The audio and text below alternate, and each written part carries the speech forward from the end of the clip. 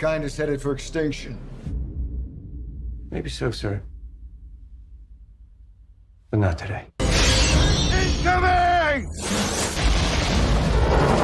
I love the smell of napalm in the morning. Doesn't seem like such a bad thing to me to want to put a little bit of it back together. We can! And we will! Good luck. Sir, yes, sir! This is Sparta! That was good. Hello everyone, welcome to my channel, Mega Mike the War Man. Tonight we have a super fun stream for you all. We are doing a top 5 war movie stream, so running down some war movie recommendations. Now in terms of war movies, this is all kinds of war. That's why I wore my Star Wars shirt. It can be sci-fi war, it can be boots on the ground kind of war, it could be courtroom drama war. I mean, this is just a big giant list of movies we can pull from, so it's going to be great to see everybody's choices here tonight. And of course, I'm not alone. I'm going to bring out my panel here, and we're going to kind of talk about just introductions and kind of talk about some of our war movie memories just in general, and then we'll go through our 5 rounds of recommendations. And then, of course, we'll get into honorable mentions because there's so many war movies to unpack. But let me go ahead and remind everybody to go ahead and Spartan kick that like and subscribe. If you love war movies, bombard the panel with those super chats and conquer those mega memberships for exclusive reviews and perks. And then, of course, there's tons of Collectors Club merch on the shop channel. So definitely check out that for all your shopping needs.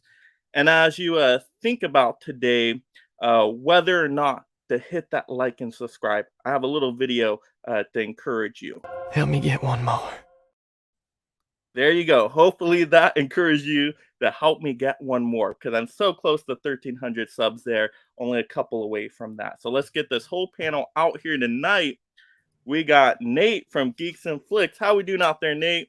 I'm doing good. That I help me get one more caught me off guard. That was that's what you gotta do. Help me get one more. Just when you think about it. I need that one more like, that one more subscribe. Just help me get one more. Yes, that was good. I'm doing good. Thanks for having me again. I always like coming over here and picking movies and talking with everybody and seeing what they pick and seeing if there's anything I haven't seen that maybe I need to add. So yes, thanks again for inviting me. And when did you get into war movies, Nate? Were you watching war movies ever since you were young, or did it come later in life? So funny thing is, one of the movies I picked, I actually saw in the theater when I was 5. And I remember it upset me a lot as a kid. And I didn't remember what movie it was until I was an adult and I watched it as an adult. And I was like, this is that movie that made me very upset when I was 5. And now I love it. It's one of my favorite movies of all time.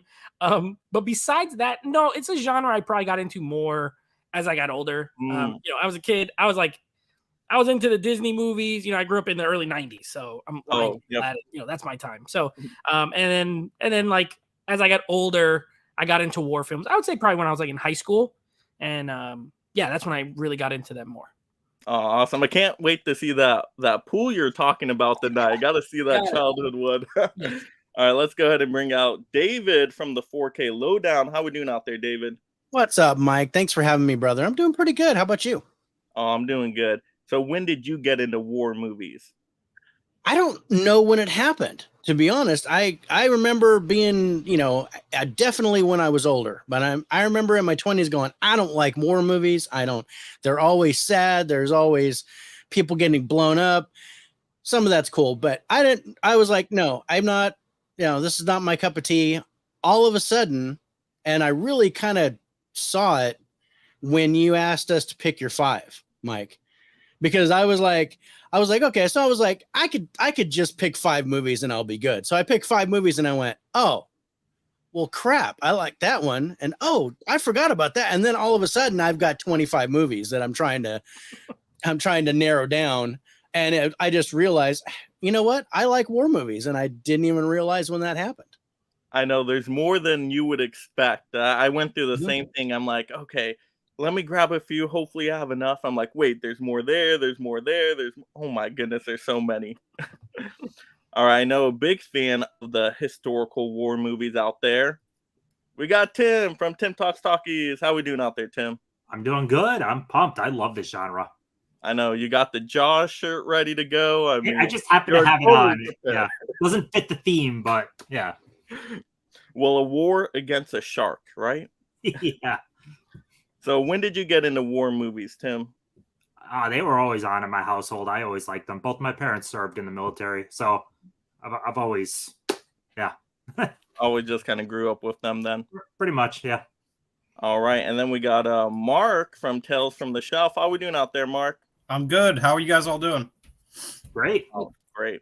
It's nice to see you all. So, Mark, what were some of your war movie memories? Did you grow up watching war movies or discover them later on in life? Yeah, like some of you other guys, I didn't get into them until I was a little bit older, just because of the subject matter. I guess it's not really like kid friendly, obviously.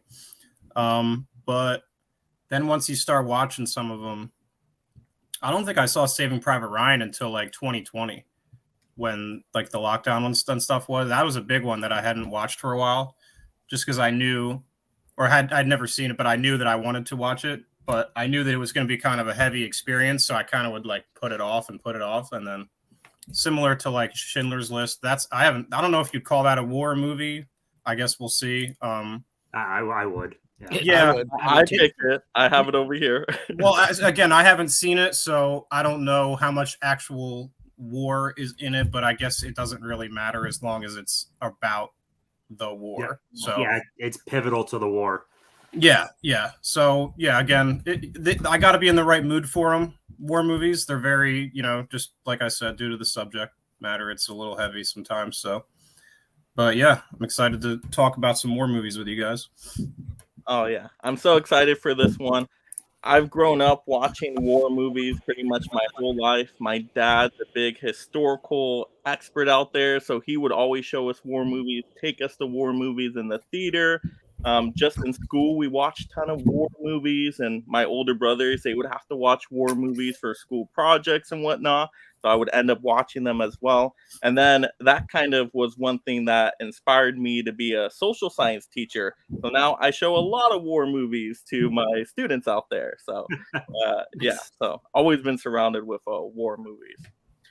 All right, let's go ahead and check into the comments here before we get to our recommendations. We got Adrian saying hello there, Mike. Hello, Adrian.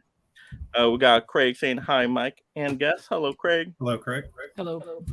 Robert makes the cut. Hey, everyone. Happy 4th of July weekend. Yes, happy 4th of July, everyone out there. And yeah, that's kind of where I thought of this stream. I'm like, what's the perfect stream to kind of go around that 4th of July time? I'm like, oh, war movies. Got it. Let's see, 4K down. And should we win the day, July 4th will no longer be known as an American holiday, but a day when the world cried out in one voice, we will not go quietly into the night. I'm guessing that's Independence Day, and I still need to see that movie, but I know you love that one. Oh, well, I know. I need to get on top of it. That's a big one. I know it is. But skip the sequel. Skip it. Skip the sequel. All right. It's a one movie franchise. Yeah. Yes. Yeah, I just never sat down and fully watched that one. I mean, it was on when I was a kid, and I would see like a scene or two. That's the one with Will Smith, right? Yeah. Okay, yeah, I never just sat down and fully watched it. So The Oddly special enough, effects are so good. that was one that I watched a ton as a kid for some reason. I was the right age when it came out, and it was just always on. I don't know why. we got Corey Wilkerson. Hey, everyone. Hello, Corey. So Corey. Everybody's saying hello to each other. We got, Robert Makes a Cut says, wow, what an intro. Well, thank you so much, Robert Makes a Cut. It was a cool intro. Edward says, hope you all are well. Yes. Yep. Joe Joker 926. What's up? Hey, Joe Joker. Is this my first time seeing you in the chat? Well, welcome to the channel. He's an awesome guy. Oh, that's Yeah. awesome. Hard Copy Blues. Hey, all. War. Howdy, Ben. Are we talking, what? Oh, Saving Private Ryan. Yes. I had to read that one a second. I'm like, wait a second. Do we count movies like Top Gun as a war movie since that is part of the military? Yes, I'm absolutely counting that. Let's see. Yeah, Robert Makes a Cut says, I just subscribed to you, Mark. There we Thank go. you so That's much, what it's dude. all about, everybody. Everybody's channel links are in the description below. So definitely help everybody out with that one. Thank you. And of course, as once again, you think about subscribing to everybody, just have this in the back of. Help me get one more. There you go. And that goes for everybody's channel. Help them get one more out there. That's great. I respect it. You better be having Hacksaw Ridge after that, Mike. Oh, I got it in the pile. If you don't pick it, we'll see who it's a pulls shame. it if it gets pulled before me, but I have it here. Cinema Man says Tim will have Dunkirk in the top 5 somewhere, which I enjoyed. It has grown on me over multiple viewings. And by the way, Tim, I will email you my 80s list. Can't wait to see your list. Yeah, I will definitely not say anything about Dunkirk tonight. I promised myself I wouldn't say nothing about Dunkirk unless I was asked. So, whoever makes the cut, Rules of Engagement is so gripping and has awesome performances. See, I haven't seen that one yet. Need to check that one out. Hisham says, hello, everyone. Speaking about war movie, are you guys have G.I. Joe action in your collection or anything? I don't have any G.I. Joe collectibles. How about you all? No.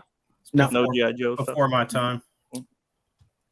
All right, let's get into these recommendations, what the people are here for. So we're going to give our first war movie recommendation. And Nate, what do we got? Yeah, so I went into this.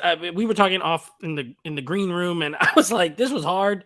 My list changed a few times. Ultimately, I wanted to settle on 5. I love all these movies. I love one more than the rest, but I love all of them.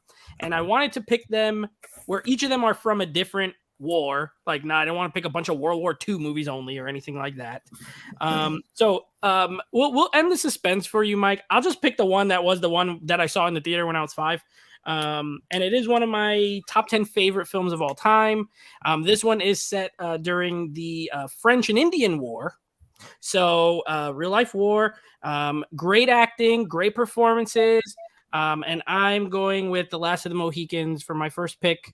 Daniel Day-Lewis, amazing. Madeline Stowe, amazing. And it's great because it's not only does it have the action elements where you have like the actual war and the fighting and the, like the siege on the fort and the fight in the forest and all that kind of stuff, but it's also like a romance movie and a good one. That's not, it's believable because Daniel Day-Lewis is one of the greatest actors of all time. So him and Madeline Stowe have really great chemistry. So you get a little bit of the romance mixed with the actual war and the killing, and it's one of my favorite, and the score is amazing, one of the best scores that I love the most. So yeah, Last of the Mohicans is my number 5. Awesome pick, and Daniel Day-Lewis never misses ever. 0 times. Yeah. 0 times. See, now I need to see that one. That's one I haven't seen. So I haven't seen that either. Michael Mann directed it, and it doesn't feel like his typical stuff, so it's kind of a good change of pace. All right, let's go to David. What do we got? All right. Again, yeah, same type of thing. I was like, I had a bunch of movies that I picked out, and I was trying to narrow it down. I was like, okay, I'm just going to pick my favorite 5. Regardless of war, regardless of anything, these are my favorites. And then if one of them gets picked, I'm going to grab some obscure alternates that you guys may not know a lot about. So I'm going to start off with my number 5, my first recommendation from the Vietnam War. It stars Christian Bale and Steve Zahn. It is Rescue Dawn. Oh, this is a phenomenal film, and not just for the war, but for the anguish and the POW camps.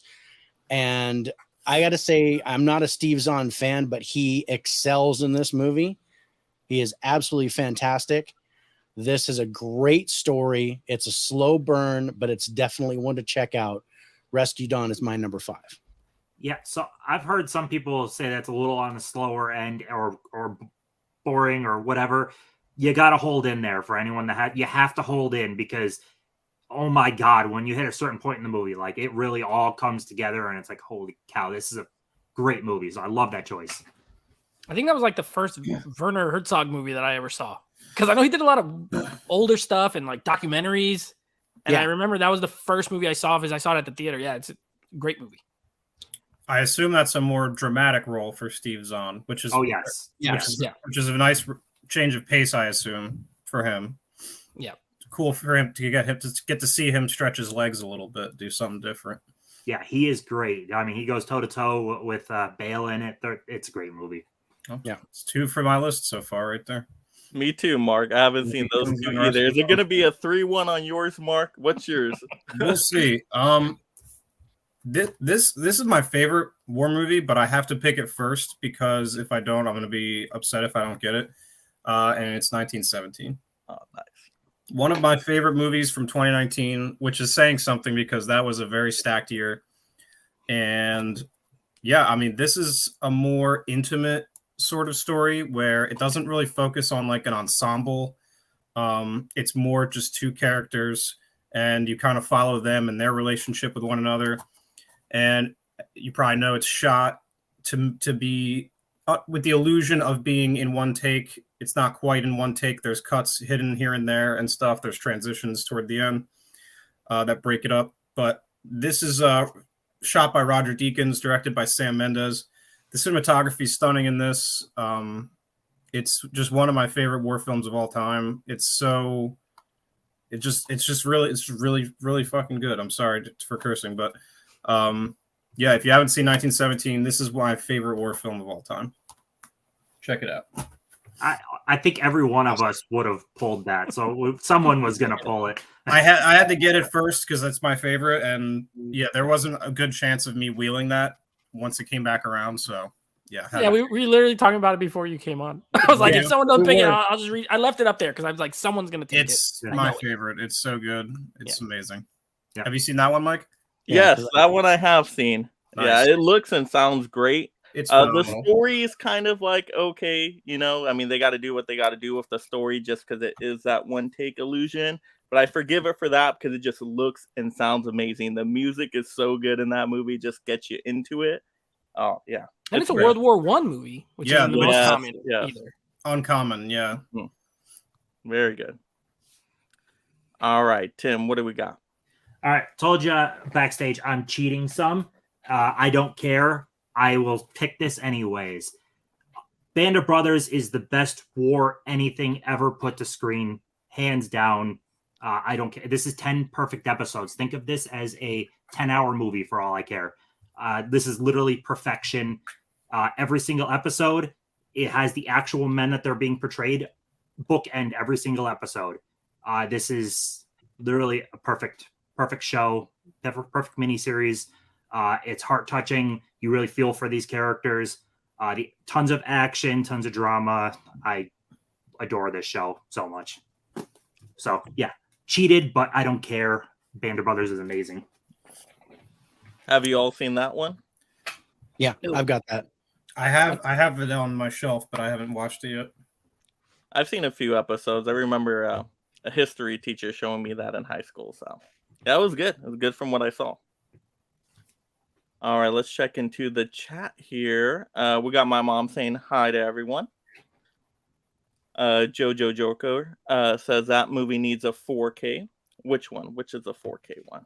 Rescue Dawn? I think that was no, that was Last of the Mohicans. Yeah, nice. Let's see. Caveman Movies and More. Hey there, everyone. Make sure to Chris Rock that like button. What does Chris Rocking mean to it? What do you do with that? Interesting. Haven't heard that one before. It's probably Will Smith it, no? Will I Smith know. was I've never there. heard of Will Would be Smith better. one before. So what does Chris Rock mean? You got to Chris pretend Rock the would like be- button is Chris Rock and slap it. Yeah. Chris There you Rock go. would be the like There you button in go. that scenario. Gotcha. Scottish Geek Guy, Rescue Dawn is criminally underrated. Yes, it is. Fit and Frightening, gotta say no to 1917. Oh my goodness. Mm. It isn't for everyone, I will say that. Yeah. Like I probably wouldn't show that one to my wife. I don't think she would be into it. Let's see. Fit and Frightening says Fury, Jojo Rabbit, Full Metal Jacket, Hacksaw Ridge, and Hamburger Hill. Yeah. I've never even heard of Hamburger Hill. That's one I have not seen. But the rest for sure. I think I've seen it once. Yes. Joe Joker says Oh Band my of God. Brothers needs a 4K. It was all filmed. It's all on film too, so they could upgrade that to 4K. I would freaking love it if they did. Cinema Man says Lone Survivor is a great movie that nobody talks about much in this great genre. That's a pretty good one. I think I remember seeing it. Yeah, I like that one. Mark Wahlberg, that was pretty good. Caveman says Tim probably liked The Pacific, which I would recommend. I like it. I don't love it to the extent of Band of Brothers. Band of Brothers Right. gave you that time training and getting ready to go to war. So then D-Day hits and you're feeling more connected. Pacific's just like, here's all the dudes just going to war immediately. Like I didn't connect with Pacific as much. Let's see. Hisham says Pearl Harbor and 13 Hours. Yeah, I like both of those. I know some people hated on Pearl Harbor for some time, but I liked it. All right. So, oh wait, I didn't even show a choice, did I? I almost wasn't gonna forgot go before you myself. did your I five. know. Yeah, I right. almost forgot myself right there. What am It's I a dramatic doing? pause. Mike was just pausing for effect. What That's am I that was. doing? I gotta recommend movies too, of course. But yeah, so let's go full screen on me. All right, we'll go with one that's more of a political movie. So definitely involves the war. You just don't see much of the war action, which is totally fine. But just watched it again today. Darkest Hour, amazing Gary Oldman performance. I believe he won the Oscar for the performance. Correct me if I'm wrong, though. But he just disappears into this character. And every time he's talking on screen, it's extremely captivating. Every time he's giving a speech or just going through a train of thought. And then by the end, when he gives that powerful speech to a parliament, that just sells the movie right there. So I love Darkest Hour, but I don't recommend it for everybody because, once again, there's not much war action. It's more the political side of stuff. And it put my wife to sleep in the theater. So, yeah, it wasn't for her, but I love it. Have you guys all seen it? Tim, I know you've seen it. You like that one. I Right? loved it. Yeah. Yeah, I have not. Oh, yeah. That's good. yeah. Gary Oldman, he did win, for that. I mean, he should have won for other things, but he finally won for that. Oh, he's so good in that movie. Like, if you don't know it's him, you may not even recognize him in it. Yeah. War movies are interesting because I feel like there's two kinds. They're similar to sports movies where there's movies that are like that show the war and focus on the war, and then there's other ones where it's like the behind the scenes stuff, and that seems like one of those. Yes, Oh, yes. it's absolutely. Very, yeah. very behind the scenes, but the characters do such a good job like painting the picture for you. So even though, for example, they talk a lot about the Dunkirk battle, they don't actually go to the Dunkirk island and show it, but they show maps of it. And you get the feeling of what's going on there. It's explained so well and just presented in a very intriguing way that it makes you kind of feel like you're almost there. So that's why I like it. They really sell it through all the performances. All right. So now we're getting into our second war movie recommendation, number 2. Yes. All right, Nate, what do we got? Okay, so this one is one I saw for the first time in high school. I watched this in history class, and I absolutely loved it. I was like, this movie's great. And this was when I was first getting into really watching a lot of movies in my teenage years. And another one with an Oscar-winning performance. I mean, Less Americans didn't have an Oscar-winning performance, but this one does, and it has an amazing cast. And this is Civil War, so another different war, and I'm going with Glory. Denzel Washington, Matthew Broderick, Morgan Freeman.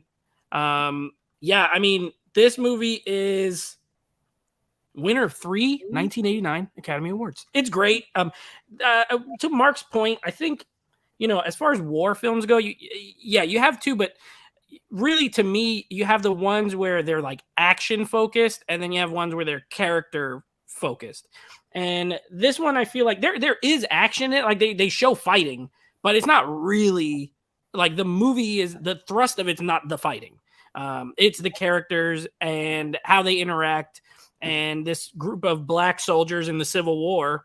And I think it's an amazing film. Edward Zwick directed it, and I think if you haven't seen that one, definitely worth checking out. Denzel's performance alone is worth watching. The single tear. If you ever see like the meme where he just has one tear coming down, perfect acting. Yeah, that's one I still need to see too, but it's been on my watch list for the longest. Oh, David, you had that ready to go too, or was that in your backups? No, that was my number 3. Oh, I apologize. first no, kill of the night Totally right fine. there, I've got extra. I got plenty to spare. But yeah, that's a fantastic movie. It's my favorite Denzel Washington movie. Morgan Freeman is amazing. Matthew Broderick is amazing. Carrie Elves is amazing. Just a great cast. It's a phenomenal movie. He's such a douchebag in that movie. He's Oh, yeah. one of his best Beautiful. performances, honestly. So would you guys say that's kind of one of the definitive Civil War movies then? Because I don't think there's a whole To ton me, of Civil War I movies. think so. Yeah, It's for me not too. exactly a war that's covered that much. Yeah. So, yeah. especially from And that the- perspective, from The only other one that I would recommend is North and South, which is a miniseries, the Patrick Swayze one. That's amazing. But Yeah. yeah, there's not a whole lot that really focus on the Civil War and what's going on. Yeah, I can think of like political ones like Lincoln, but that's Yeah. pretty much all that I can think of. Patriot was Civil War, right? no, There was Well, Revolution. American Revolution. American Revolution. Okay. Yeah. I haven't seen Patriot in a long freaking time. That was great. That was an amazing movie. All right. So my number 2 recommendation, and it's a new one, you guys. It just came out last year. I was just floored when I first saw this on Netflix, and it turned out it won 4 Oscars. It is All Quiet on the Western Front. There have been many iterations of this, all the way back to I think 56. I think was the first one, if I remember right, or 65. But this one is amazing, and the soundtrack, the acting, the story. This is one to watch. Definitely my favorite of the last 5 years. So that's my number 2. Great movie. That was my favorite of last year. I loved it. Yeah, it cleaned up at the Oscars too, and I wasn't expecting it. I'm like, maybe we'll get 1, 2 awards, but it got like 4 Oscars out of that thing. I got 4. Woo! That music is so good too. It's so haunting, and it's just like a few kind of notes in there, but how they do is just like, oh gosh, Yeah, it's great. And how many All Quiets have there been? 3 of them or 4? I think there's 3, maybe 4, but I think there's 3 for sure. All right, Mark, what do we got? I'm surprised this is still on the board, and I'm gonna take it, even though it feels like a layup. But I'm gonna take it. It's not quite a deep cut. It's probably one of the more famous war films, but Apocalypse Now. I think what I love most about this movie is just when you know what Francis Ford Coppola had to go through in order to make it. He moved him and his whole family out to, I don't know if it was exactly Vietnam. Was it Saigon or something? They were not in Vietnam exactly, I believe, but they were sort of adjacent. But he moved his whole family out there, and they were there for like 9 months or something crazy like that. And he had a great quote. I can't remember it off the top of my head, but it was basically that they all collectively like went insane together trying to make this movie, and that the movie is Vietnam. There's a documentary included with this release called Hearts of Darkness that really goes in depth about all of that. And not to mention the movie itself is incredible, but just knowing the sheer filmmaking and everything that they had to go through in order to make it. Martin Sheen had a heart attack during the filming of it, so he was out for a while, which, as the star, as you can imagine, probably hindered the filming process for a while for them. So just tons of obstacles, and then what you're left with is just, in my opinion, one of the best war movies of all time. So, Apocalypse Now. And you get a young Lawrence Fishburne in there, right? I believe it was his first role. Yeah. Yeah, and he was like super young. Wasn't he like 14 or something? Very young. Very young.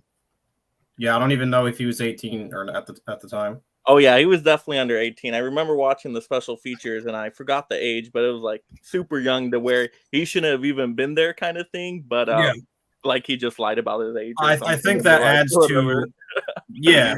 But then when spoilers for Apocalypse Now, but when he dies eventually, I think his age really it's like more of a punch to the gut because you're like he shouldn't even be here. He should be at home. So yeah, it just makes it all the more upsetting. Yeah. And then Hearts of Darkness is like a must-watch documentary. Yeah, no, I watched this not too long ago, not for the first time, but for the first time in a while I watched it, and it was like midnight, and then I was like, oh, they got the Hearts of Darkness on here, and I popped it right in and went right into that. So because I had to, I couldn't not. I was so engrossed in it all. And it's an amazing. I'm sure you guys have all seen it, but if you haven't, if you're watching maybe and you haven't, watch Hearts of Darkness. It's one of the best. I think his wife actually is the one who made the documentary. So while he was filming the movie, she's filming him making the movie. So it's like it's very in depth, and they go over a lot in the documentary. Now I'm trying to think about is that movie based off of a book? Because I feel like there's a book called Heart of Darkness. Yeah. Right? Yeah. No, that's Okay. it. I don't think it's a 1-to-1 adaptation. I believe that they changed a few things. But yeah, it is based on the I think it's a shorter book, if I'm not mistaken. I haven't read it, but I don't think it's very long. Maybe a novella. I don't know. I could be off base there, but and yeah, that was a nice set you pulled up too, and I think that goes pretty cheap as well. And it has every cut of the movie in there. Is there a certain cut you prefer, Mark? Have you seen them all, or which one did you go with? I believe I watched the Redux. I think I watched the theatrical cut when I watched it most recently. But yeah, there's a lot of different opinions online about which is the superior cut. I don't know that I've seen them all, to be honest with you.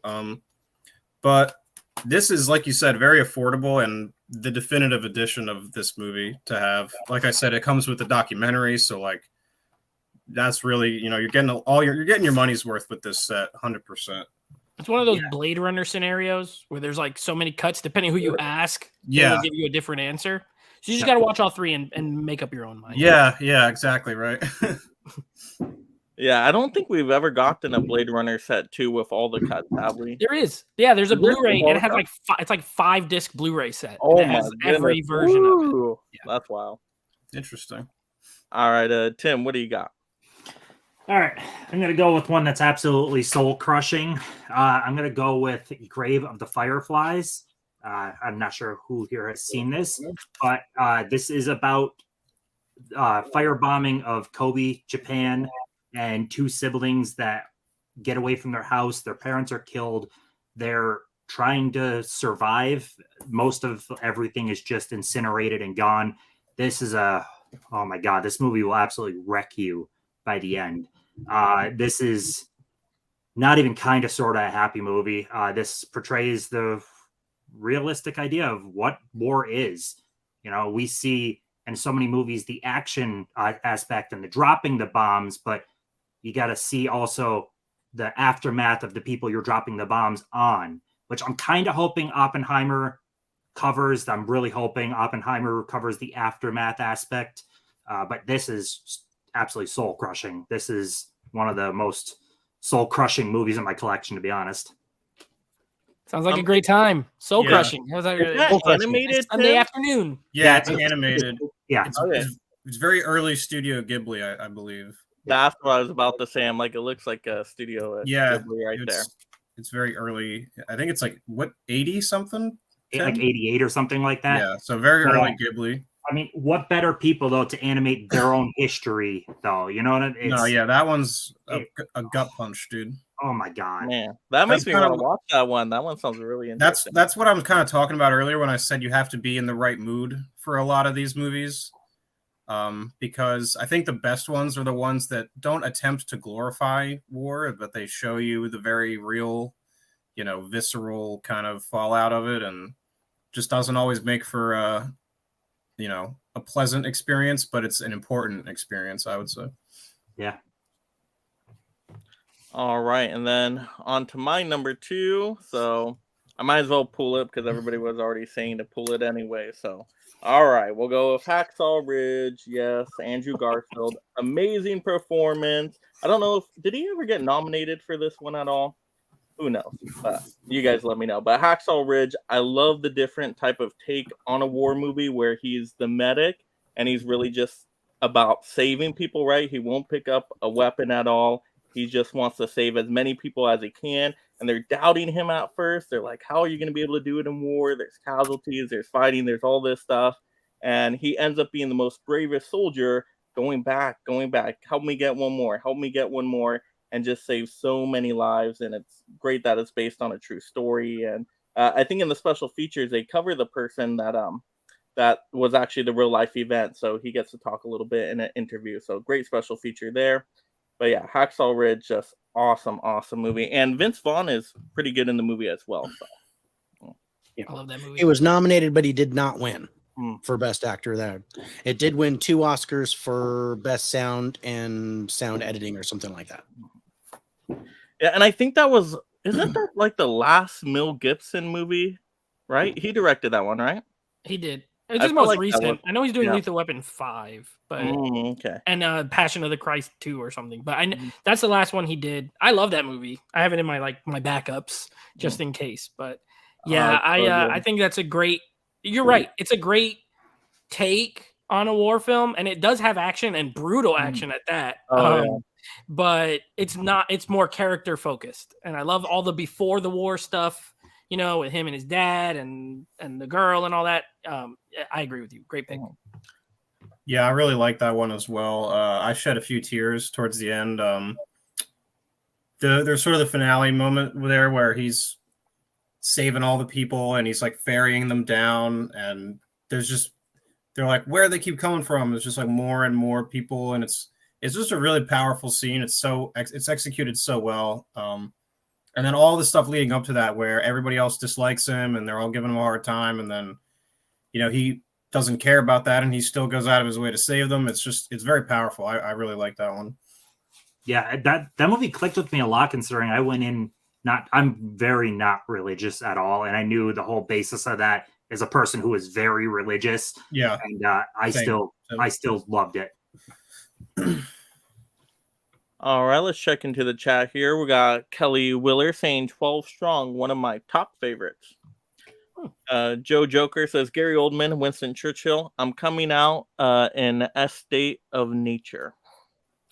Hisham says, are you guys want to be a soldier when you were a little kid? Nope, I never wanted to get into any of that stuff. No, watching those war movies just terrified me. I'm like, nope, I do not wish war on anybody, and I do not. Yeah, can't do it. Any of you guys? No. All respect to those that do, but yeah, I was an asthmatic child. There was no way. I couldn't even run. So I was like, nope.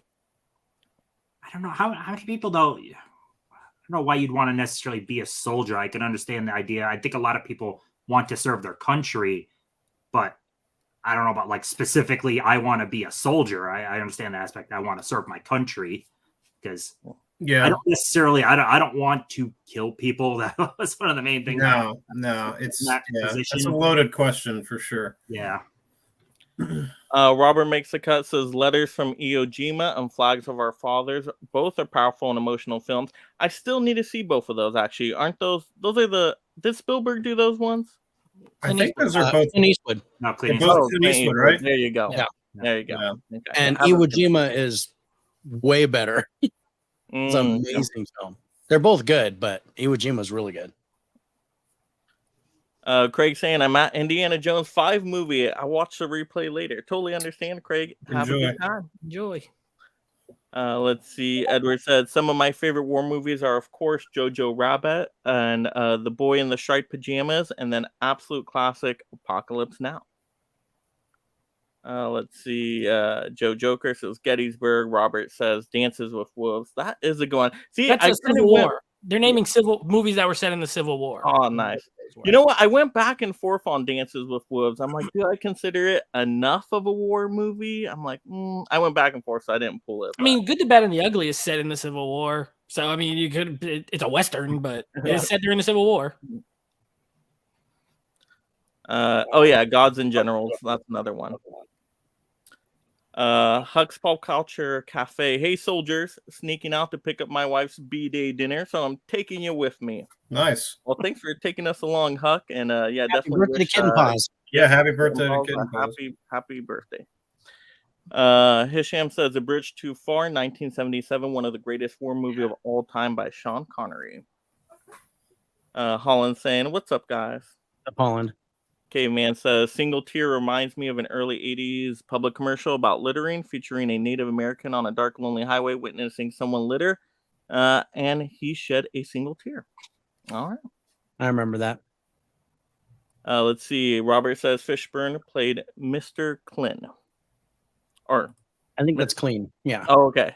I'm like, what? All right, yeah. Robert makes a cut. Hearts of Darkness was written by Joseph Conrad. Let's see. Edward says, "What about the Monuments Men, The Railway Man, The Imitation Game, Green Zone Zero, Dark 30, 1917, and Dunkirk 2017?" Let's All see. good movies. What about them? They're good. Other man says Valkyrie with Tom Cruise. See, I didn't know that Valkyrie's was a good? war movie. So yeah. That's a sneaky one. The Yeah. Valkyrie. All right. Let's see. Oh, we got Scarlett Hayes in here. Hey, Mike. Hey, Scarlett Hayes. How you doing out there? Let's see. Caveman says, David, which Steelbook version of the non-slip Hacksaw Ridge? Well, you have the one that with the slip, right? The Lionsgate one? Yeah, I have the Lionsgate with the slip, and this is the Blu-ray Steelbook. This is from Summit. Oh, nice. Very cool. The wall on the back. I like that art on the back there. That's the scene I was talking about. Yeah. Yeah. Let's see. Hagen says, any of you guys seen Born on the 4th of July? Great watch. Oh, yeah. Good watch. Let's see. All right, let's get into our next round here. So now we're on to our third war movie recommendation, number 3. Top 3 for everybody. Let's see. Nate, what do we got for number 3? All right. So if Mark was going to take a layup, I'm going to also go ahead and take a layup. Saving Private Ryan. Steven Spielberg, my favorite director ever.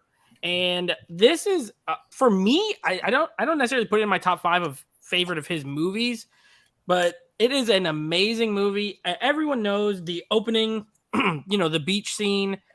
When it came out, I was only 11 when this movie came out. So I remember seeing it and I was like, what? This is the goriest, most like horrific thing I've ever seen. And I think that's kind of the point, to show it how and it's probably worse, but I guess they got it as close as they could to, to the real like horrors of war. And I love what I love about the movie is it gets that out the way early, and the rest of the movie is not an action film really. It's this group of guys, amazing cast, Tom Hanks, Tom Sizemore, you get Vin Diesel in there and the non-Fast and Furious role, of course, Matt Damon, Barry Pepper's in there. Just an amazing movie. Great John Williams score, of course. And it gets there's a couple of moments that are a little sappy, but that's Spielberg for you. You got to take it with his films. But I think it is one of the best World War II movies. And yeah, that's my pick for number 3. Yeah, badass choice. It was bound to get chosen. Yep. For anyone, I'm sure everyone already knows, but Band of Brothers exists because of Saving Private Ryan. So that show was made by Spielberg and Tom Hanks. So if anyone that likes Saving Private Ryan, you absolutely should end up liking Band of Brothers. It's just more of the same, expanded over 10 hours. Yep. Bit of trivia for that movie. All the other actors had to go through a military style boot camp as part of their process for learning, for preparing for the role, except for Matt Damon. And what that did was it created the because the rest of them don't like him. They're mad at him, I believe, when they meet him. It's been a while. I watched it in 2020. I just checked on my Letterboxd. But I thought that was a neat little thing for them to do, where they kind of resented him because he didn't have to go through the military training, and then that carried through in the performance as well, which is kind of neat. Yeah. All right, David, what do we got? All right. Well, as we know, my number 3 was Glory, and that's gone. My number 2 and 1 are also gone, so I'm going to do full-on alternates. So the next movie I'm going to recommend, and I recently did a list of movies, my favorite movies from every year I was alive. And, of course, I've been alive forever, so that's about 2.5 hours long. But the very first movie is from 1970, and I had no choice but to pick Patton. This is George C. Scott, Carl Malden. It's from 1970. It won 7 Academy Awards in 1971. It is a brilliant World War II movie about General George S. Patton, and basically all the stuff that he had to go through as a general in World War II. So that'll be my third recommendation is Patton, 1970. Nice. I Great feel like people don't performance. talk about I that. haven't seen that one. Yeah, I haven't seen it either. Fantastic. Yeah.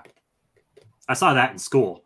It's one of those ones that, like, I always see, like, and I feel like I should watch it, and I just haven't gotten around to it yet. But I will definitely, I'll definitely got to check it out.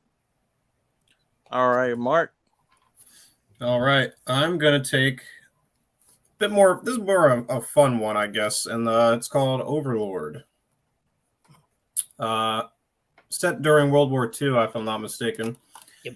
And it sort of starts. I mean, if you hadn't seen a trailer for this, you would think if you just went into it blind, you would think it's just a normal, run of the mill sort of a war film. But it takes a hard left turn, and there are Nazis, and they're experimenting with like a super soldier type of serum.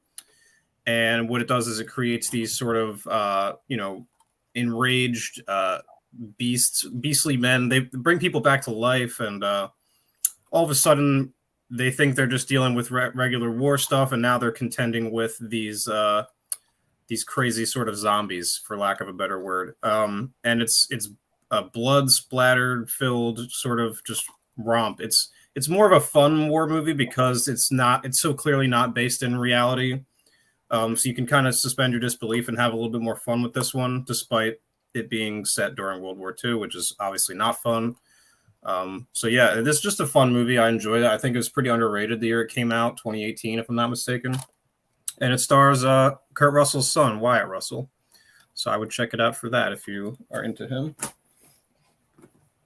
That was the one that was supposed to originally be part of the Cloverfield universe. Yeah, that's true. I did hear that. Yeah. Yeah, and they scrapped it. I remember seeing that at the theater. I thought the opening scene of that movie is so intense. Yeah, when they're on the planes. Yeah, and they're all like getting Oh my god, with bullets and stuff. Yeah. Yeah, it was great. That's a fun movie. I agree. It's fun, definitely B movie vibes, but it's a good time. Yeah, I know it's a good time. All right, Tim. Let's bring the tone down some. Sad I feel like yours always start that way, Tim. It was already brought up, but Boy in the Striped Pajamas, someone brought it up in the chat. This movie, again, I guess bring up Soul Crushing, but this shows the innocence of children during war, and good God, he makes friends with him and doesn't realize the situation on what's going on, and oh my god, the movie is so sad. Yeah, it's fantastic though. Great performances. Asa Butterfield is his name, right? I think. Mm-hmm. Yes. Yeah, he's fantastic. This is an incredible movie. I've only seen it the once though, because it's one of those I can't really watch it again. But I own the Steelbook and stuff because I absolutely freaking loved it. But I doubt I'm ever gonna watch it again. It's just so freaking sad. Tim coming through with the list that is for, like, if you just want to cry, like if you haven't cried in a couple of years and it's pent up, go to Tim's list. You'll just cry all day. All day. Got the Fireflies one and some striped pajamas. This Soul Crushing is accurate. All right. Well, mine's going to be, I guess, a little bit more lighthearted than that. So I know when we were talking about war, well, yeah, it's a war movie, of course, but I know when we were talking about war, what did we mean by war? And so this is going to be, Swords and Sandals, of course, and based on a graphic novel book there. So you got to have 300. Yes, Zack Snyder's 300. This is Sparta. That's just one of the best moments and lines in any movie. But this is such a great movie. Having 300 Spartans take on this whole giant army. What army was it that they go against? I'm trying to remember. Persian army. What was the villain's name? Xerxes or something like that? Xerxes, yeah. There you go. Oh my gosh, the action is great in here. And just to see how they battle against this massive army with having their swords and being in alignment, and then when the arrows come at them and they just block it with all their shields, then we'll fight in the shade, right? Oh gosh, such great quotable lines. It adds some fantasy elements into with like the creatures that the Persian army has, so that was kind of random and weird. But besides that, really, really an entertaining movie. And if you love Zack Snyder's very stylized type of filmmaking, you're gonna love this movie. It's really filmed in an interesting way, and yeah, it's great. I love 300. Such a fun movie. I love that movie. Yeah. I had to That was get one some of his kind of a, one of Zack Snyder's first movies, right? I believe so. Yeah. Was that before Dawn of the Dead, or was that after Dawn? After. That was after. Okay, Well, I might Was that probably 2007? I can't think- remember. I think it was 07. I think it was 07. I saw it in the theater like 3 times. That was like at the time was the quintessential dude movie. It Yeah. was like, this is a dude movie. But you could take ladies to it too. I mean, those men were shirtless. It was great. You know, but the movie's beautiful. I think there's scenes that look like paintings. Yeah. Straight up. Like when they're on the cliff and there's the water and that whole thing. I mean, I love that movie. I think it's awesome. When that came out, it sort of had like a chokehold on the zeitgeist. It was like everyone was kind of talking about it, and it was being memed, you know, to no end with the whole "This is Sparta" thing. And there's even that stupid comedy, Meet the Spartans. Oh gosh, It's- yeah, yeah. that was terrible. And then they've done it in South Park. Like it was a hugely popular and influential movie, I think, and really kind of put Snyder on the map too. Yeah, that got him all the DC stuff, right? I would assume that's what sold. I people think, on yeah, that. because if Nate said it was 2007, then Man of Steel was 2011. So Yeah, he did Watchmen in between. It was 300, That's- then there you Watchmen, go. then Man of Steel. yeah. So I think that combo would have been the one to kind of land him DC. and I'm probably like the only person on the panel, or out of a lot of people, that I don't care for 300 very much. What too?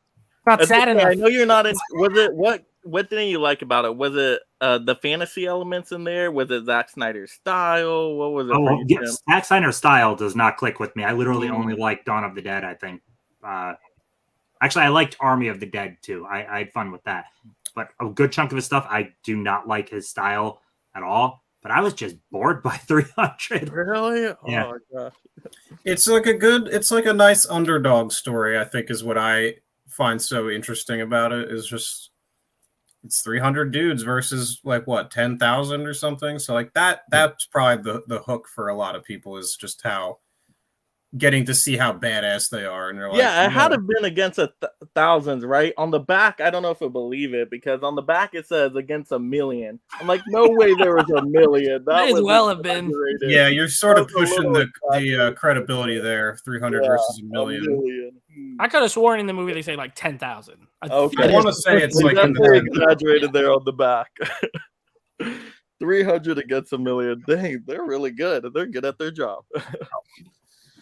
Oh gosh. All right, let's check into the chat here. Let's see. Kellyanne says American Sniper, one of my top favorites. That is a really good one. Let's see. Yeah, Robert saying I love American Sniper. Great choice. Though it is amazing American Sniper let it slip through that he's flat out holding a doll in the one scene, and they somehow let that slip through. Like, it's not even kind of believable. The rubber baby. Yeah, I don't even remember that. Wait, who was holding a doll? Oh, like they were Bradley using Cooper. a doll for a person? Bradley Cooper. Mhm. Yeah. It's like a little. It looks horrifying. It's like a rubber toy doll, Yeah. and it's in the scene. Yeah. And he's making its arm move by doing That's right. Really? Oh my gosh, I did not catch That's that. acting. When I watched that. I gotta go back and Yes, watch that that's one. and the Oscar for best use of a prosthetic.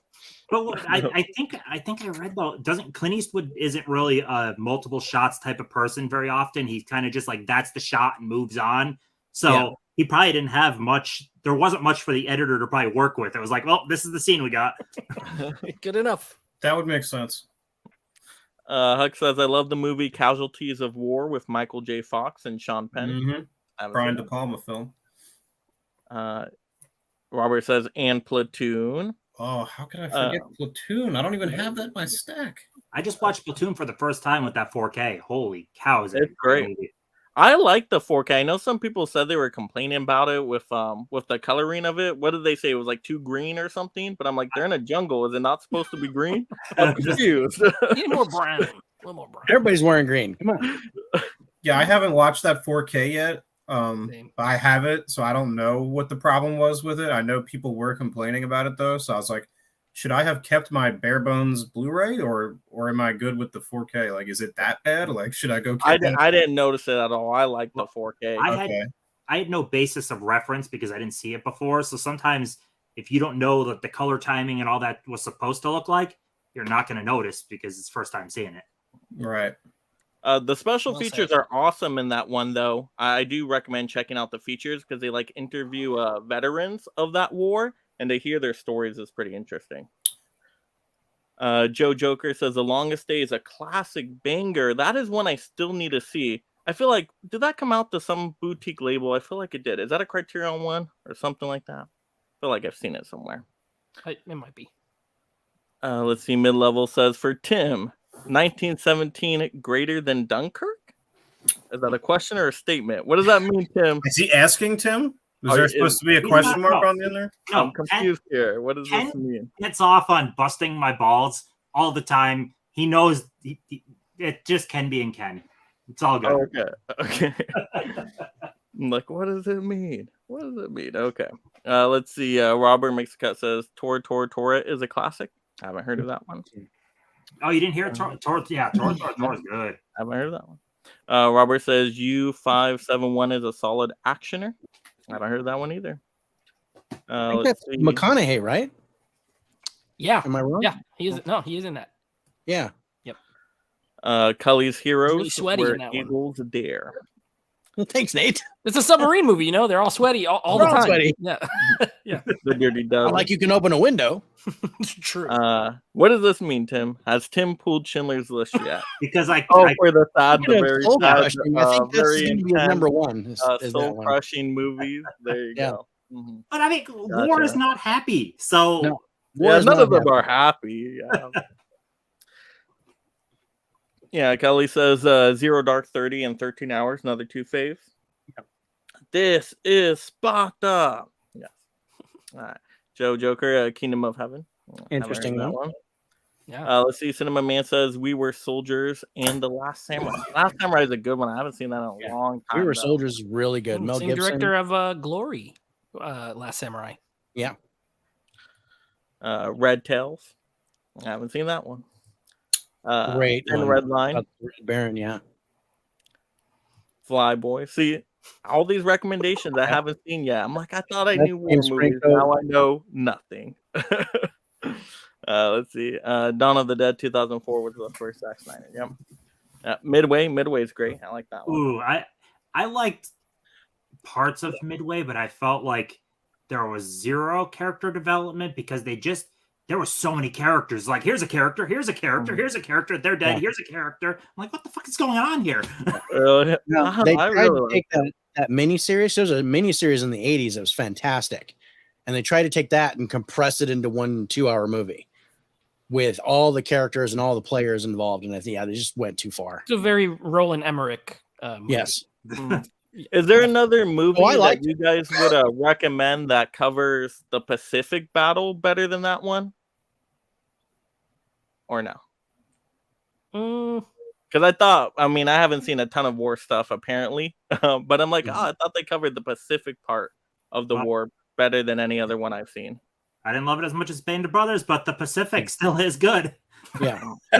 It's in the name. It's in the name. It's got to be good. Yeah. Let's see. 300 is not depressing enough for Tim. It needs to be more depressing. Let's see. 300. How the hell did they make a sequel to a non-sequel type of movie? I mean, no one was alive returning to the sequel. There Yeah, you the go. one guy with the one eye. You know what? He was alive. I remember. I thought it was pretty fun though for my one-time watch. I want to go back and watch it again, but The sequel yeah, was there was wild. Eva Green is wild in that movie. Oh She's my like, gosh! it's out of this Her world. line in the movie, I still remember the line. It's like, "I hope you fight harder than you f." Yeah, she's insane. I like that was the best line ever. Oh gosh.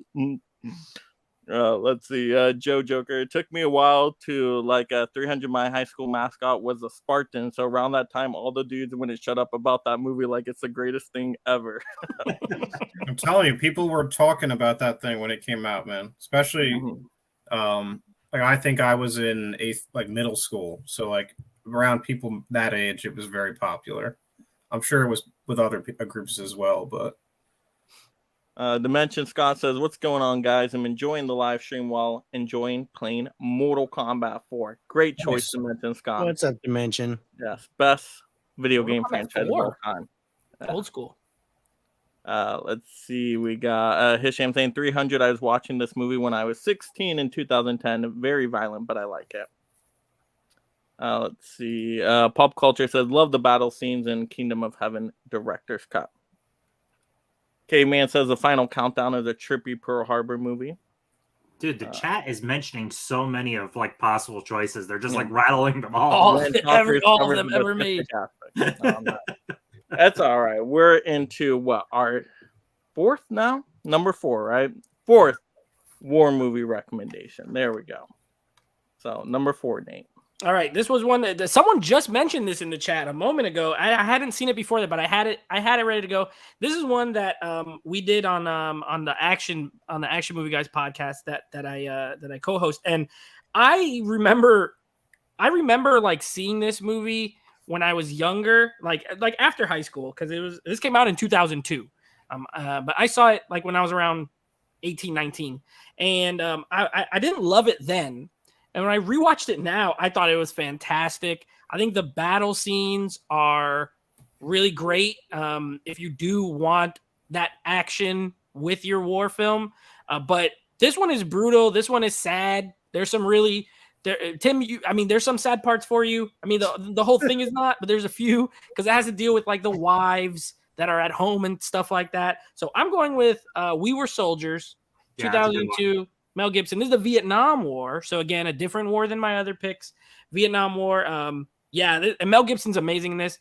And it was directed by Randall Wallace, and he wrote Braveheart. I know he was the writer of Braveheart. So good, really good war movie. If you haven't seen it. Yep, I still need to see that one. Another Madeline Stowe movie too. I have 2 out of my 5 with Madeline Stowe. So go figure. She's the war movie lady. Luckily, you can find that Blu-ray pretty cheap, Mike. So if you do, grab it. I think I paid like $5 for it. Yeah. So. All right, David. All right. Well, originally my number 2 was Hacksaw Ridge. Those all set down nice and easy. I'm going to go a little lighthearted. It's kind of hard to do when you're talking about a war movie. I'm going back to 1987 with Forrest Whitaker and the late Robin Williams in Good Morning Vietnam. Ooh, Nice. This is a fantastic movie, one that Robin Williams was nominated for an Oscar but didn't win. But Forrest Whitaker is amazing in here. There's some great comedic acting, great music, and then a real serious undertone along with it because it comes in about halfway through. So if you get a chance, if you haven't seen that, this is one to check out. Good Morning Vietnam is my number 4. Oh, sick. Is that microphone embossed? Yes. Sick. I've never seen that steelbook before. Tim's like, fuck yeah, it's embossed. I know an embossing when I see one.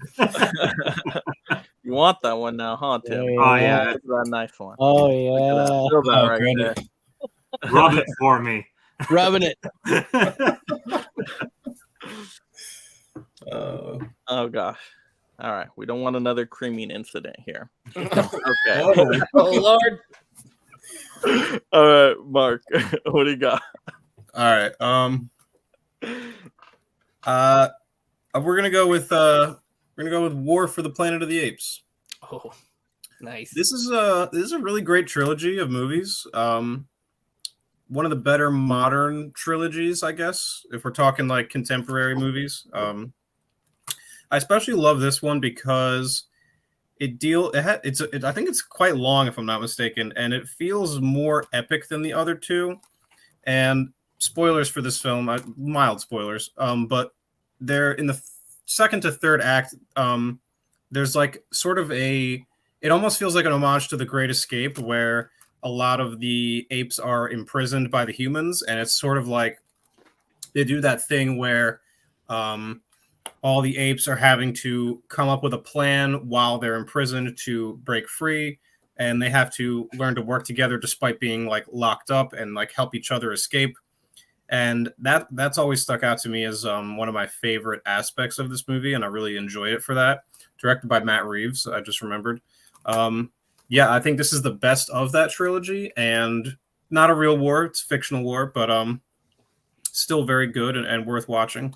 So, War for the Planet of the Apes. I had it for my honorables, but Nice. you were on the. I was with you there. I was right there with you. It's good. It's good. Yeah, it's and in the name, so Great film. Yeah, if anybody still needs to see those Planet of the Apes movies, I think the trilogy is still going for like $16 on Amazon. So nice. might as well pick up all 3 on 4K right there. Honestly, all 3 of those are kind of war movies in some way. I was a little disappointed with that third one though, the war one, because it does have some good battle and action stuff in it. But when it said war, I was like, oh, is this gonna be like a full out massive war, just like giant armies clashing the whole time? Like I thought it was gonna be a little bit more, but it never went there yet. But it was still a good movie, great movie. But I think I prefer the first one actually, The Rise. I feel like that feels a little bit more blockbustery. I like that one. I think Matt Reeves. I think the second one is. It might be tied with this one for as my favorite. I like the second and third ones the best. Oh, I love the Dawn. Matt Reeves ones. Yeah. With Koba, with him and Caesar and Yes. Koba. Oh, it's so good. Their rivalry is very good. Andy Serkis is incredible, by the way, since we're on the topic. Oh, I thought you were grabbing something to show. Oh no, I'm like, what's there's a going spider on? on my wall. I have to. Oh, I'm like, I was joking about the creaming thing. I was hoping okay? somebody else What's would. happening over there? I was expecting somebody else to run with it. I had to get this spider off my wall. Oh, okay. Yeah. Sorry. All right, I could see how that would have been spider. So I'm about ready to make my next poll, and Mark mentions the damn movie. I was going for The Great Escape next. Nice. You guys bust me on my down takes. Well, this is a fun as hell movie. Yes, and there is some sad moments, but this is overall done pretty lighthearted throughout a good chunk of it. It's a lot of fun. It's long. It's about 3 hours. Yeah, just about 3 hours. The cast is freaking phenomenal. Steve McQueen, James Garner, Richard Attenborough. I mean, come on, Jurassic Park, y'all. Donald Pleasance. Yep, Donald Pleasance, Charles Bronson, James Coburn. Like, this is a sick cast. Like I said, fun movie. A lot of fun. So, yes, Great Escape. Yeah, you had to mention it before I got to you. Well, it was a good segue. I teed it up for you. There you go. And I know, Tim, you were saying on the Criterion stream, you would recommend the Criterion over the Kino Lorber, right, for the special features? Oh, yeah. There's more special features on this. This has ones, but this is already a fantastic transfer. Like, this already looks great. I have that Criterion too. Yeah. I would still stick with the Criterion. It's tough when Kino releases so many of those Criterions. It's like, do I buy them all? Do I not buy them all? It's hard. Yeah. All right. Guess we're on to me now. So I'm glad my choice has not been. I don't think my choice has been mentioned at all, and I don't know why. Such a classic, beloved war movie of all time. How was this one not mentioned? You got to have Tropic Thunder, right? There it is. Tropic Thunder is super hilarious. I just love this movie. I'm glad Kino Lorber did a 4K release. But, I mean, an all-star cast. Stiller, Black, Downey. I mean, it's just perfect. So, very funny movie. And just with the opening, with the different trailers being played, oh my gosh. I don't know if that got you guys the first time when you watched it. Oh, yeah. But in the it caught me off guard. Oh, it was so funny. It was great. And then basically they're filming a war movie, but then it becomes a little bit more alive than what they were expecting. And it's just so funny when they're dropped into the Vietnam jungles, and then it takes a turn for the worse and it gets pretty brutal out there. But just funny moments all around. So nonstop laughter. So I had to choose that one. And I'm like, I was going through my list. Should I pick a different kind of war movie that's a little bit more war-ish? But I'm like, what movie will I rewatch more often? I'm like, Tropic Thunder. There we go. That was my reasoning. Yeah, I love that movie. It's so great. fun. It's got a great cast. Especially love Matthew McConaughey and the running bit of him trying to get Ben Stiller TiVo, and then he shows up at the end with the TiVo. Super funny. That was all those trailers are great. That came out in 2008. So I have a very fond theater memory of that because me and my sister, we love comedy. and I was 21 in 2008, and I saw that in a double feature with Pineapple Express. And I don't think I've laughed more in a theater like in a day than like watching those two movies back to back. Man, I that must have love been both of awesome. them. Yeah, Oh my gosh. Yeah, I didn't realize those came out at the same time. at the same time. Yeah, they were playing at the same Pineapple Express time. was really funny too. Iron Man also came out in 2008, which also stars Robert Downey. So that was The year of RDJ. that was a big year for him. And he got nominated for that for Tropic Thunder for the Yeah, people forget. Mhm. It's Oh another- yeah, I did not realize that he got nominated for that role. yeah. supporting actor. Wow, that's Yeah. crazy. That's wild. He there's also something funny. You guys probably know it. But I'll say it. There he says in the film, I don't break character until I do the DVD commentary. And the commentary on that DVD is him. He does it in the voice. Like he's in character still as Kirk Lazarus on the commentary still, which is just a nice little bit of meta humor that I appreciate.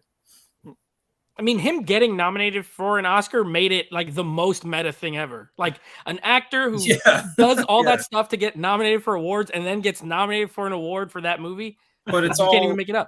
It's meant to be like it's not okay to do this, but Right. and then he still gets the nom. It's It so was funny. okay for him. Yeah, yeah. Well, no, it is okay. He's Yeah. good. It's all right when he does it. Yeah. How'd you like that one, Tim? You I like like that it. one? Yeah. I like it. I haven't seen it in probably since like 08, but I liked it. All right, let's go to the comments here. We got Joe Joker saying Tears of the Sun. I haven't seen that one. Robert says The Deer Hunter. See, I wasn't even thinking that one. Yeah. Amazing Anna says, hi, everyone, and happy birthday to your wife, Huck. Robert says, Run Silent, Run Deep, 1958. Our copy says, Deer Hunter is amazing. A difficult film to watch, but it never leaves you. Hasn't left me anyways. Let's see. Joe Joker says, Battle of the Bulge in 1965. Robert says Lawrence of Arabia. See, I wasn't even thinking that one. See, you guys are saying so many great choices out Some there. movies are sneaky war movies, and you forget that they're like. Wouldn't maybe like The Sound of Music, right? Is that sort of war adjacent? There's some, It's World War II. Yeah. you know, right? Like I would never think of that one, but that's I guess technically a war movie. Well, so is something like Pan's Labyrinth. Yeah. Oh, that's yeah, I true. wouldn't have thought of Spanish, that like a either. Spanish war. Correct. That's a good pick too. I wish I'd grabbed that. Yeah, Caveman says, so since David pulled the Planet of the Apes, I'm going to Rogue One. Yep, Rogue One, Star Wars counts. Yep, for sure counts. Yeah. I didn't pull it. Mark pulled it. Yeah. Oh yeah, that's true.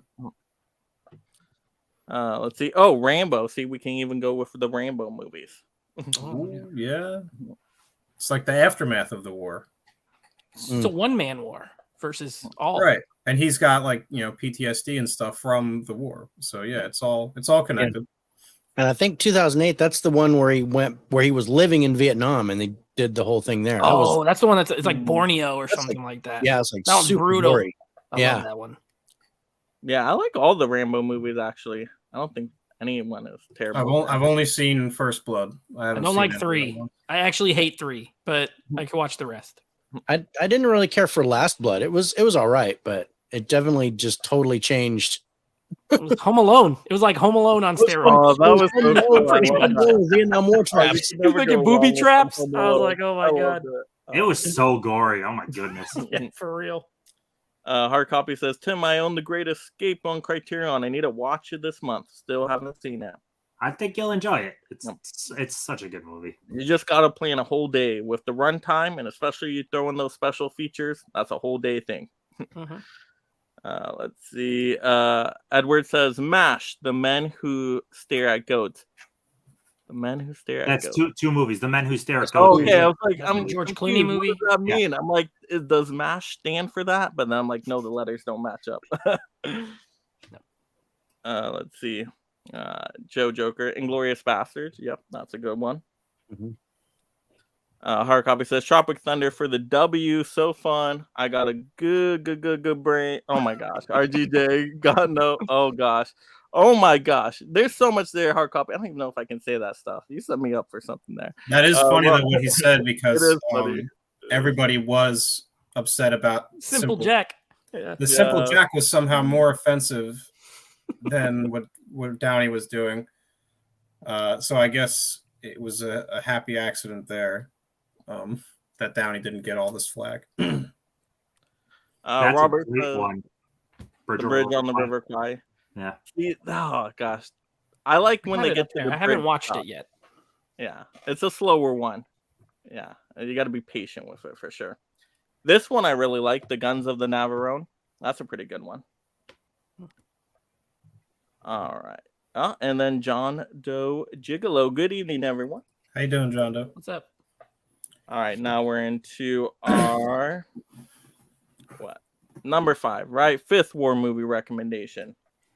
All right, Nate, what do we got? Okay, so I'm surprised. Well, I'm not. I don't know if I'm surprised, but I was hoping this one made it to the end, and it did. So I'm very happy. I haven't even seen it in the chat unless I missed it. But this has all the staples of like a war film. You have military, Marines, soldiers, shooting, beaches, action, killing, everything. But this is my one. I wanted to pick one movie that was not based on an actual real life war. So I went with this one. I'm going with my man Tom Cruise, and I picked Edge of Tomorrow. Ooh. I love this movie. It is just one of the best sci-fi movies that I love in the last recently. I think Emily Blunt is absolutely incredible in it. She is a great character. That I feel like that is written as a strong female character in a right way that I love. Tom Cruise is just bangers every time. So if he's in it, I like it. And Bill Paxton is hilarious in it. Like, he's not intentionally funny, but he's just really funny. Yeah. And the action scenes are great. Doug Liman, one of his probably his best movie in my opinion. So, and it is a war movie. It's just the war is against aliens. And I love it. I think it's one of the best. Great pick. So do you like the newer title, or I preferred the Live Die Repeat, as that was a much more unique, cool title? Oh Yeah, either that title or All You Need Is Kill. So all you need is kill is the is the manga. Yeah, but Edge of Tomorrow was the original, and then Live Die Repeat was like what they were using overseas and on marketing. well, that's I saw Live Die Repeat posters before I saw Edge of Tomorrow, and then subheader of Live Die Repeat. Yeah, when I saw it at the theater, it was Edge of Tomorrow. That's all I remember. And then it's one of those things. Yeah, I remember they were back and forth on it, and I don't know how they settled on Edge of Tomorrow. And then the funny thing is, it's like it says it both. Like, I was just going to say they have both on that new release, don't Live, they? Die, Repeat. Yeah. So, I did not see it in theaters because of, the bad marketing with Edge of Tomorrow. I'm like, what is this? This sounds like a soap opera movie.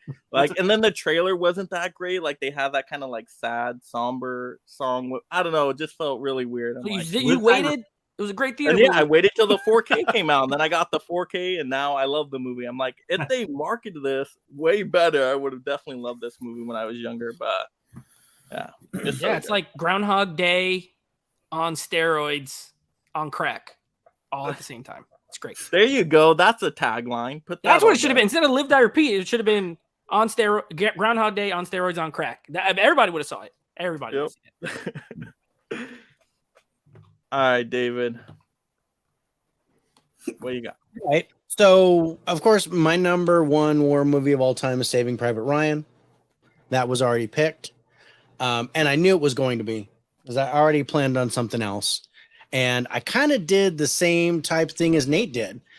And Edge of Tomorrow was definitely one that I was thinking of, but I wanted to go with some sort of sci-fi, crazy fantasy type war movie that that everybody's pretty much seen, unfortunately, except for you, Mike.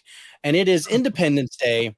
I kind of let in the beginning with my little quote from the president. That's my favorite scene of the movie.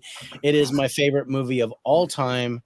And it's definitely a war, and it's just with aliens, just like what Nate was saying about Edge of Tomorrow. So Independence Day, I have got to get me one of these. In fact, I have 4 of these. So this is my last recommendation and my number one movie of all time. I love that. I watched. That was the first movie I saw at a theater without an adult. I saw it with my cousin. He was like 12. I was like 10 or something like that, or 8. I don't even know.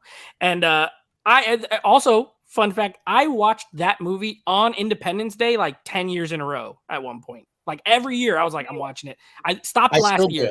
I ruined my streak. Oh, no, I still do it every year on the 4th of July, and the whole family comes over. All my kids, my grandkids, everybody comes over and watch the movie, barbecue. That's our 4th of July. That's awesome. Yeah. Welcome to I Earth. wonder if it goes back to theaters for any like 4th of July. Maybe they'll do it on an anniversary or something, like a That would be special fun. Fandango I event. wish. That'd be Yeah. cool. That was an amazing experience. I saw this on opening day when it first came out in '96, and it was standing room only. People were standing in the aisles. There were way more people than should have been in the theater. Oh my It was goodness. I didn't even know crazy. you could do that. I'm like, Yeah. No, you can't do that, but they The did it. sneakers, the people who snuck in. They just Yeah. got like a picnic chair in the back or something. They Oh just yeah, pop it people on. just leaning up against the wall and stuff, just kind of lining the aisles, coming in through the back exits. It was crazy. Wow. That doesn't happen anymore, and it makes me sad because my mom tells me stories about that too, about how she would go to the movies and it Right. would just be like there would be nowhere to sit. And then the last couple of weeks we've had all these like $200 $300 million movies that are like struggling to make.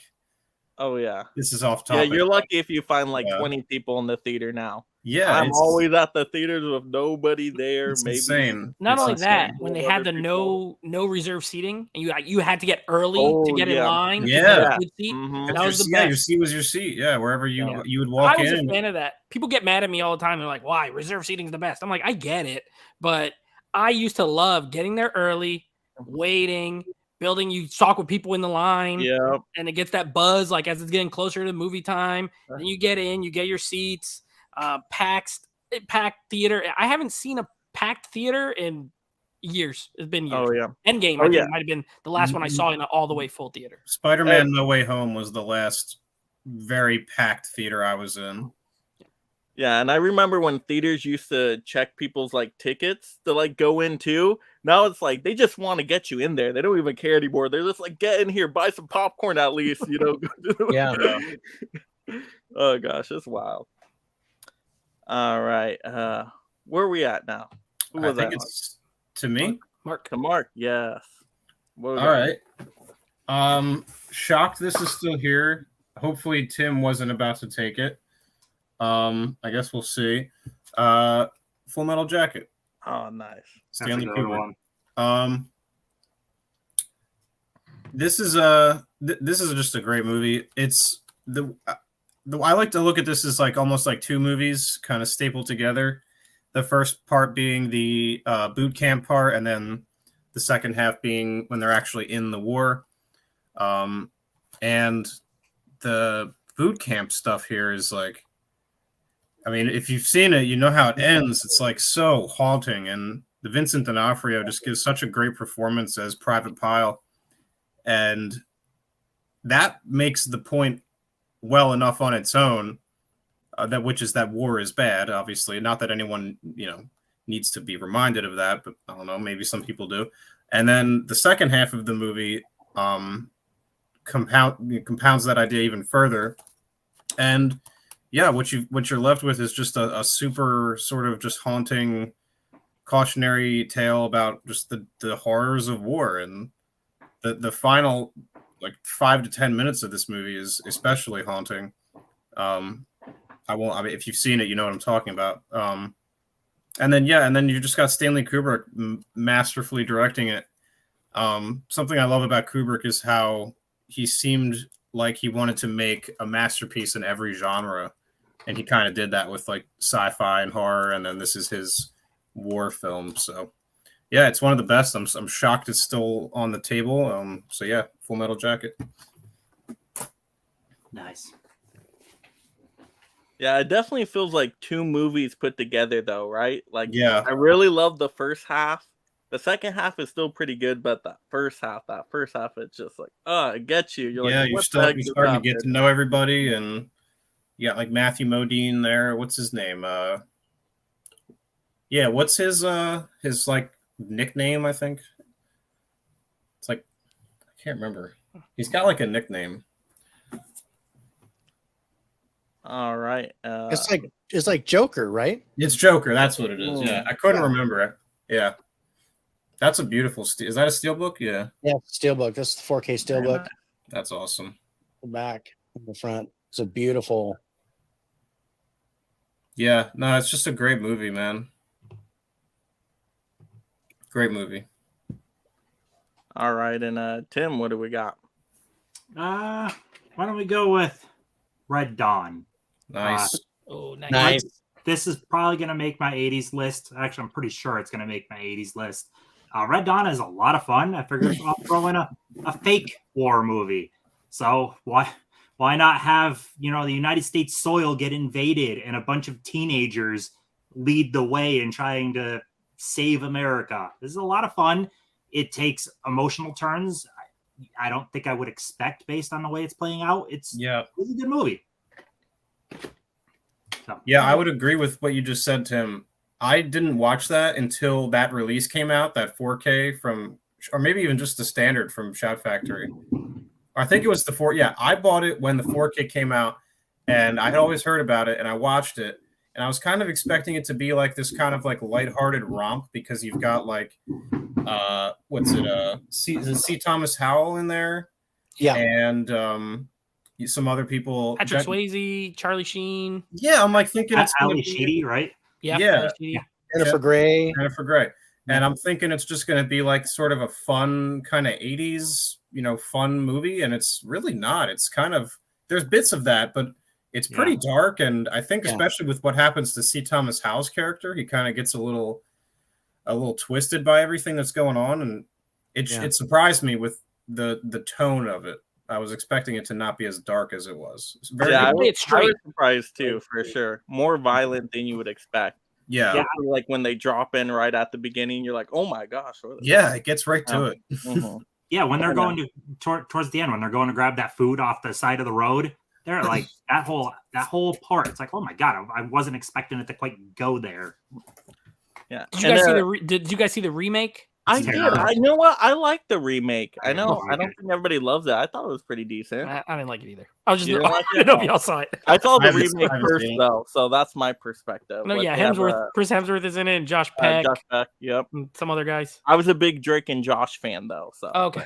So you had a vested interest in it. Yes. What year did that one come out? 2011? Yeah, it was before. It was after Thor, but I know he made it before Thor because they were trying to cash in on that. It was like Cabin in the Woods. I feel like 11-ish sounds. That's what I was gonna say because Chris Hemsworth like blew up in a big way at that time, and I couldn't remember if that predated that or not. Yeah, he filmed it before Thor, but I think it was released after. Gotcha. All right, so now we're on to. I'm surprised, Tim, you did not pull the Dunkirk. Very surprised by that. To be honest, I didn't pull Dunkirk because one, everyone already knows how I feel, but also every single time it comes up in a stream, it gets shit on, and at a certain point, like it's one of my favorite movies. I'm tired of defending it, and I love it. It is what it is. I swear every single stream it comes up and it gets shit on, and I'm just. Yeah, no worries. I totally get you, Tim. Let's see. Let's go to my choice here. What are we gonna go with? Should I go with the low-hanging fruit here? Yes. Let's go low-hanging fruit. All right, we got to end with Highway to the Danger Zone. Right, got to go Top Gun Maverick.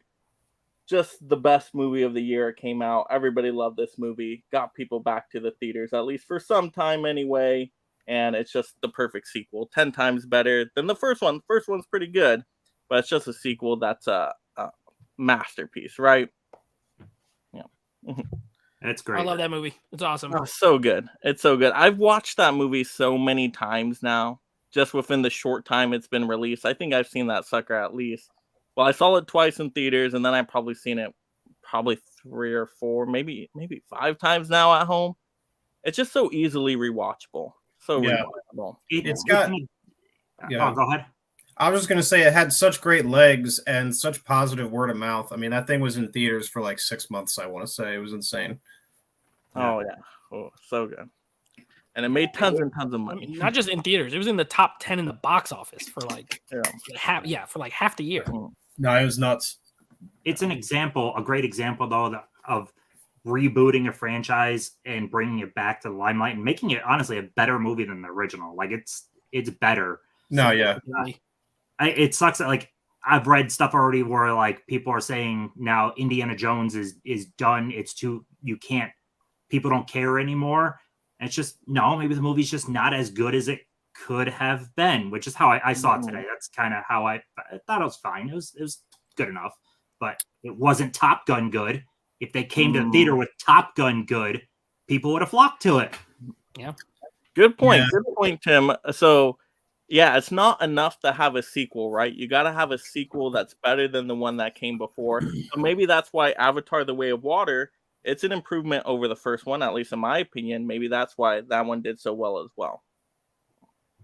There's something there. I think there's definitely something there. Yeah, I think Tom Cruise being who he is brings a big big boost to that.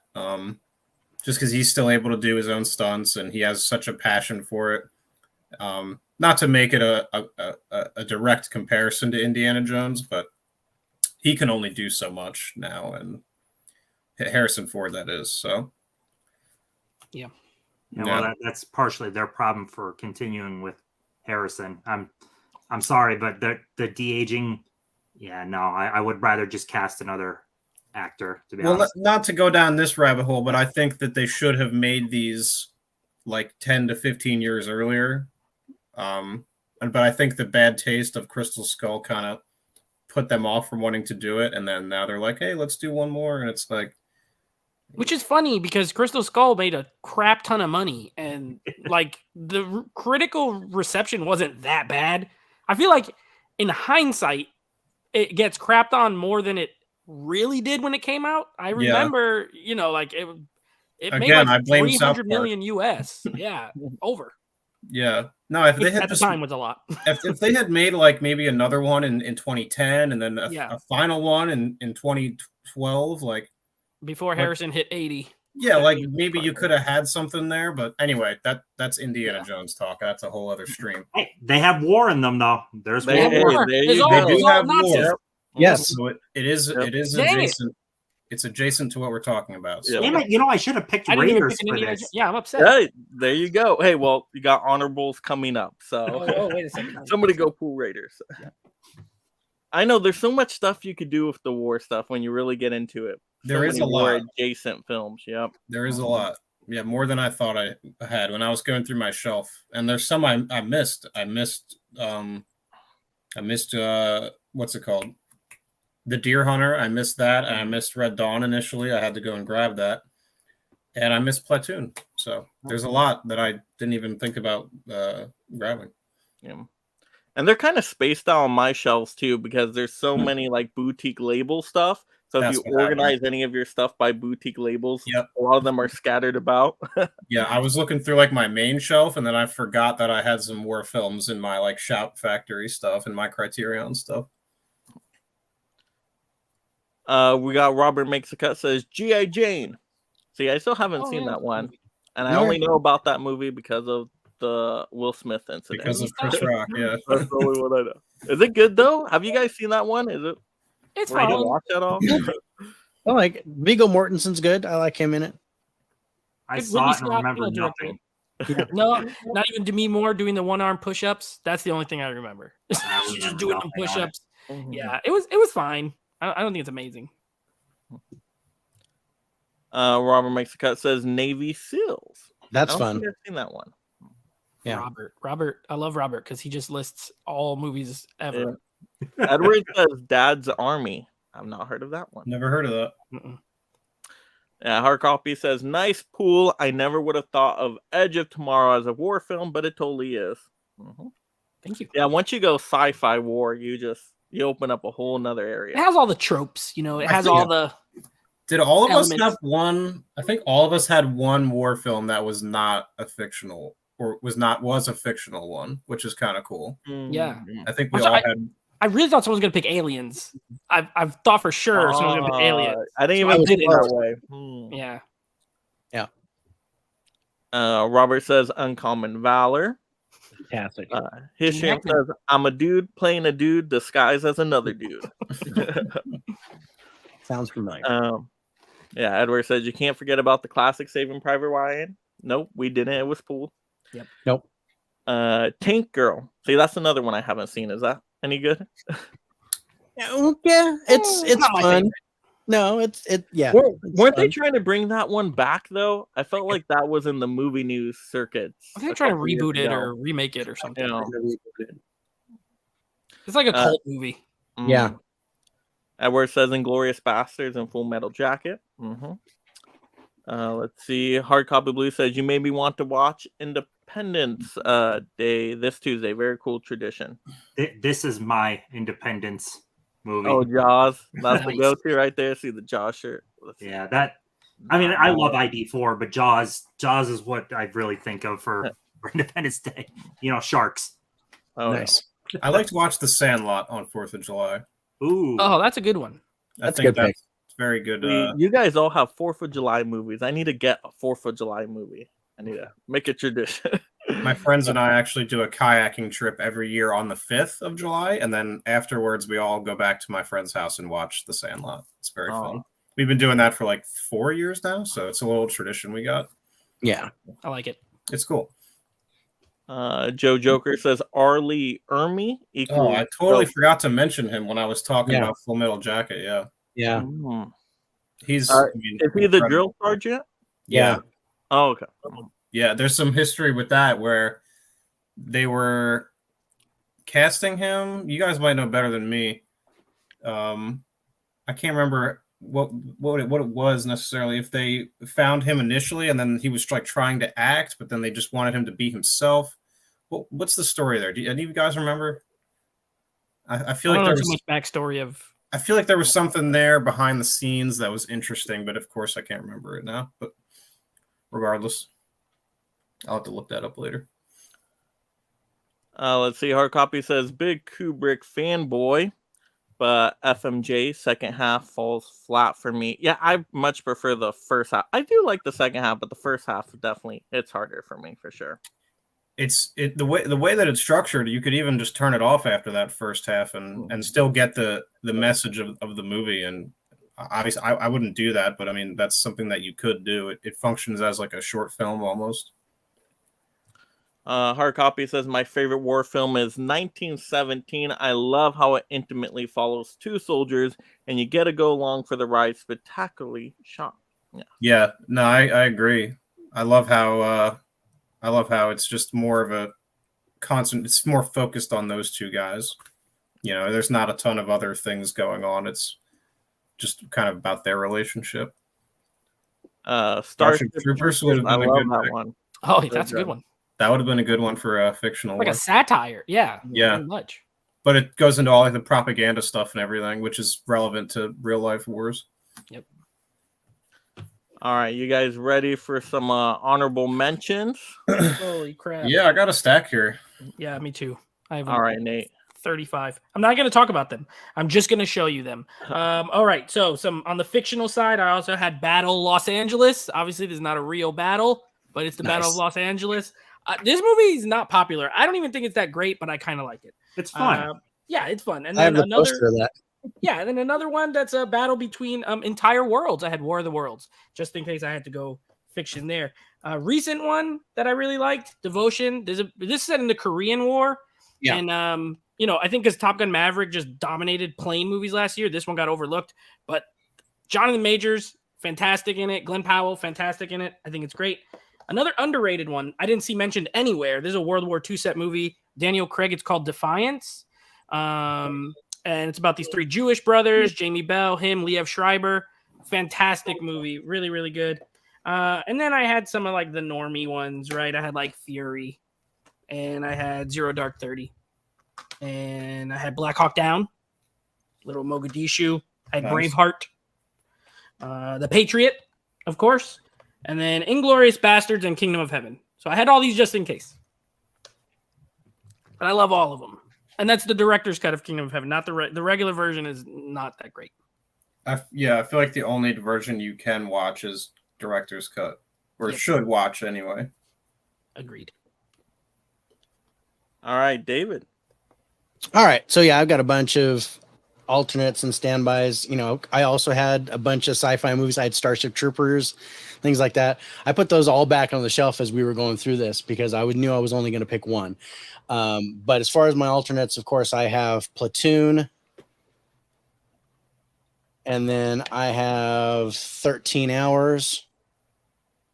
The Secret Soldiers of Benghazi. That's really good. Solid. I grabbed it because I like the Steelbook, but it's this is the sequel, 300 Rise of the Empire, and it's the 3D UK import. And then, of course, Inglourious Bastards. And then I have Wind Talkers, Nicolas Cage. You guys don't sleep on this one. This one's really good. It's John Woo, right? John Woo movie? Yeah. And then probably my favorite Steelbook is the Hurt Locker. This thing is just awesome. And then getting into some obscure ones. So from 1957, The Bridge on the River Kwai, which was mentioned in the chat. This is a fantastic movie. And then I have Jojo Rabbit. The Conspirator. If you guys haven't seen this, this is the story of the trial of Mary Surratt, who was implicated in the assassination of Lincoln. Basically, all she did, she just ran the place where they were conspiring to kill him.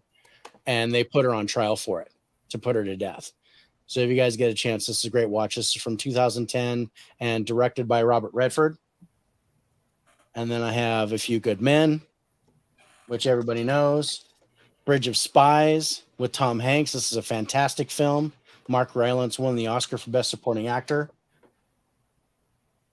Heartbreak Ridge, one of my favorites. Clint Eastwood. And then last is from this year. This is The Covenant, Guy Ritchie. This is an amazing story. I love that If movie. you guys get a chance, this is worth checking out. I see Dar Salim in this.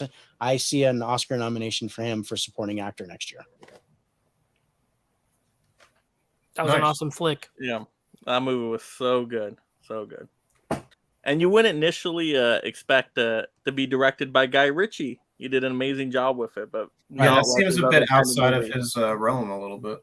He toned back Exactly. some of his flourishes. Right. And then he did Operation Fortune. And you go, oh, yeah, now I remember. I like that one. I like that one. That's too. another good movie too. He had a Yeah. great year. Yeah. That man is working. He man. made 2 movies that are awesome and made a combined $5 million, maybe. Yeah, it's And Robert mentioned a great run. He mentioned Sisu. That is a fantastic movie. It comes out, I think, next week or 2 weeks, like 13th or something like that. I got the Steelbook coming. I wanted to see that. That never came to my Regal, man. I was upset. Mine either, Mark. Mine either. Okay, It's well, not a mystery one day movie. we caught it. Yeah, we Yeah. caught it on the mystery movie. Oh, see, and then it Yeah. never comes like And then it never showed up. Yeah. It was normally. like, Oh my goodness. Yeah, I'm a Regal guy, so You got to do those I mystery movie ones. They're great. yeah. do know, go to right? those occasionally, but it's a bit of a risk, sometimes you don't know what you're getting. You might get so- Mafia Mama, like we did that Yeah, one. right. Or paint. Oh, I like Mafia Mama. Well, a good time there with you that go. one. But yeah, I got the pre-order in for the Steelbook as well. Yeah, if you're getting it day one, you might as well get the Steelbook because it's only like $1 more than the regular 4K. So it's like no point to go with just the regular 4K. Nice. Let's see. Mark. A lot of these you guys have mentioned already. Dunkirk. I really like this movie. I didn't realize that there was a contentious subject, but it's Christopher Nolan. I mean, it's fucking good. Red Dawn. Got The Last Samurai here. I'll put these together. I would have picked these, but it's been a while since I've seen either of them, so they would have been backups for me had I not been able to pick my other movies. But I remember really liking both of these. So I'll show those, and then Glorious Bastards, you guys have mentioned, and then this one, Forrest Gump. Oh, It's yeah. it's not a large. No one's mentioned this yet. It's not a large part of the movie.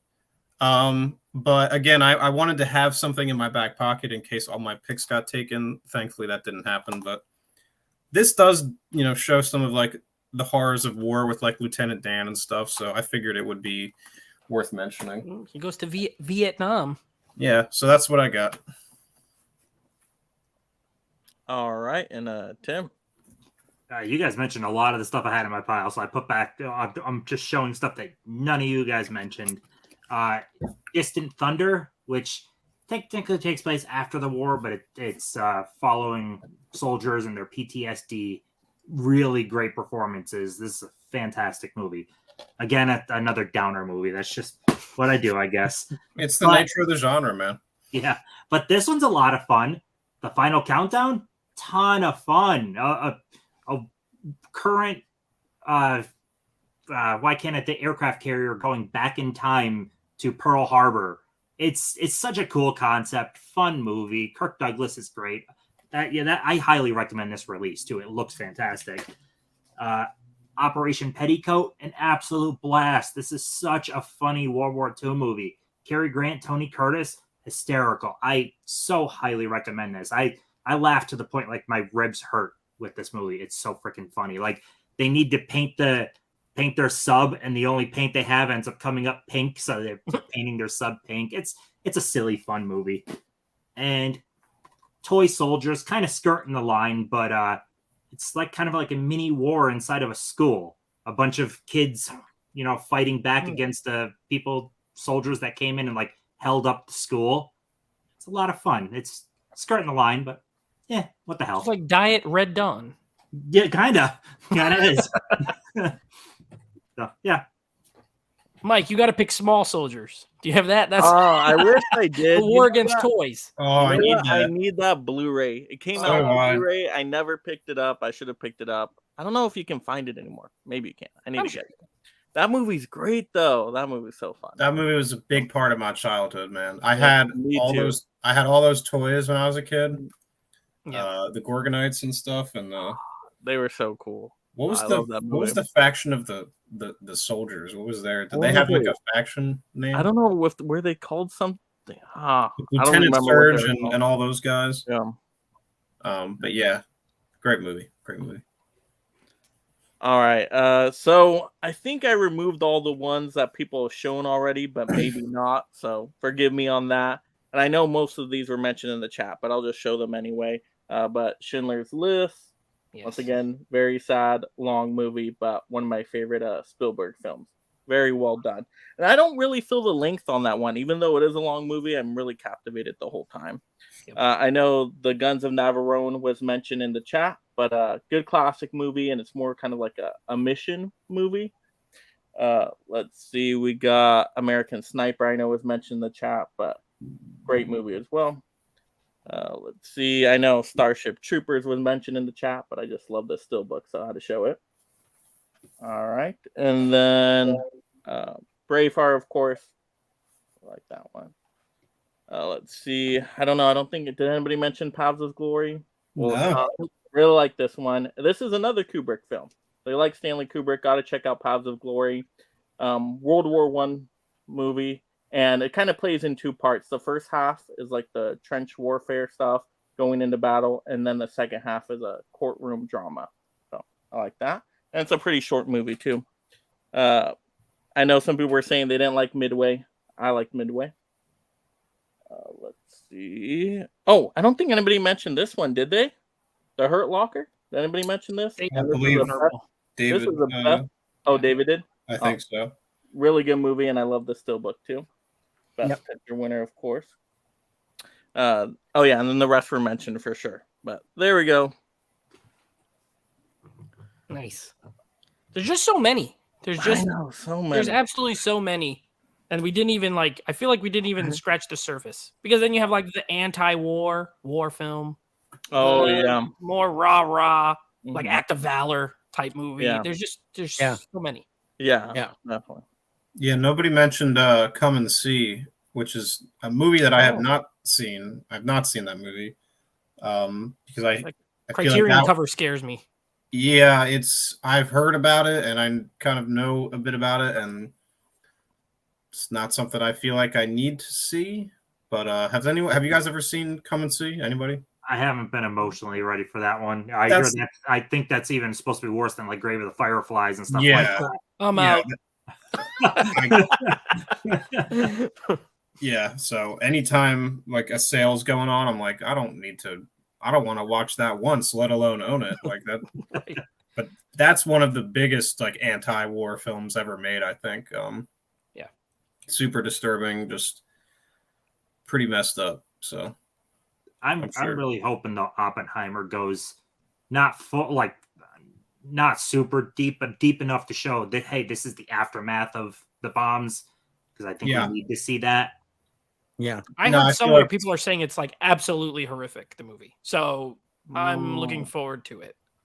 yeah, I feel like the trailers don't really show a lot. They No, kind of no. show the same scenes, it seems, over and over again. So, and it's a 3-hour movie, so there's a ton that.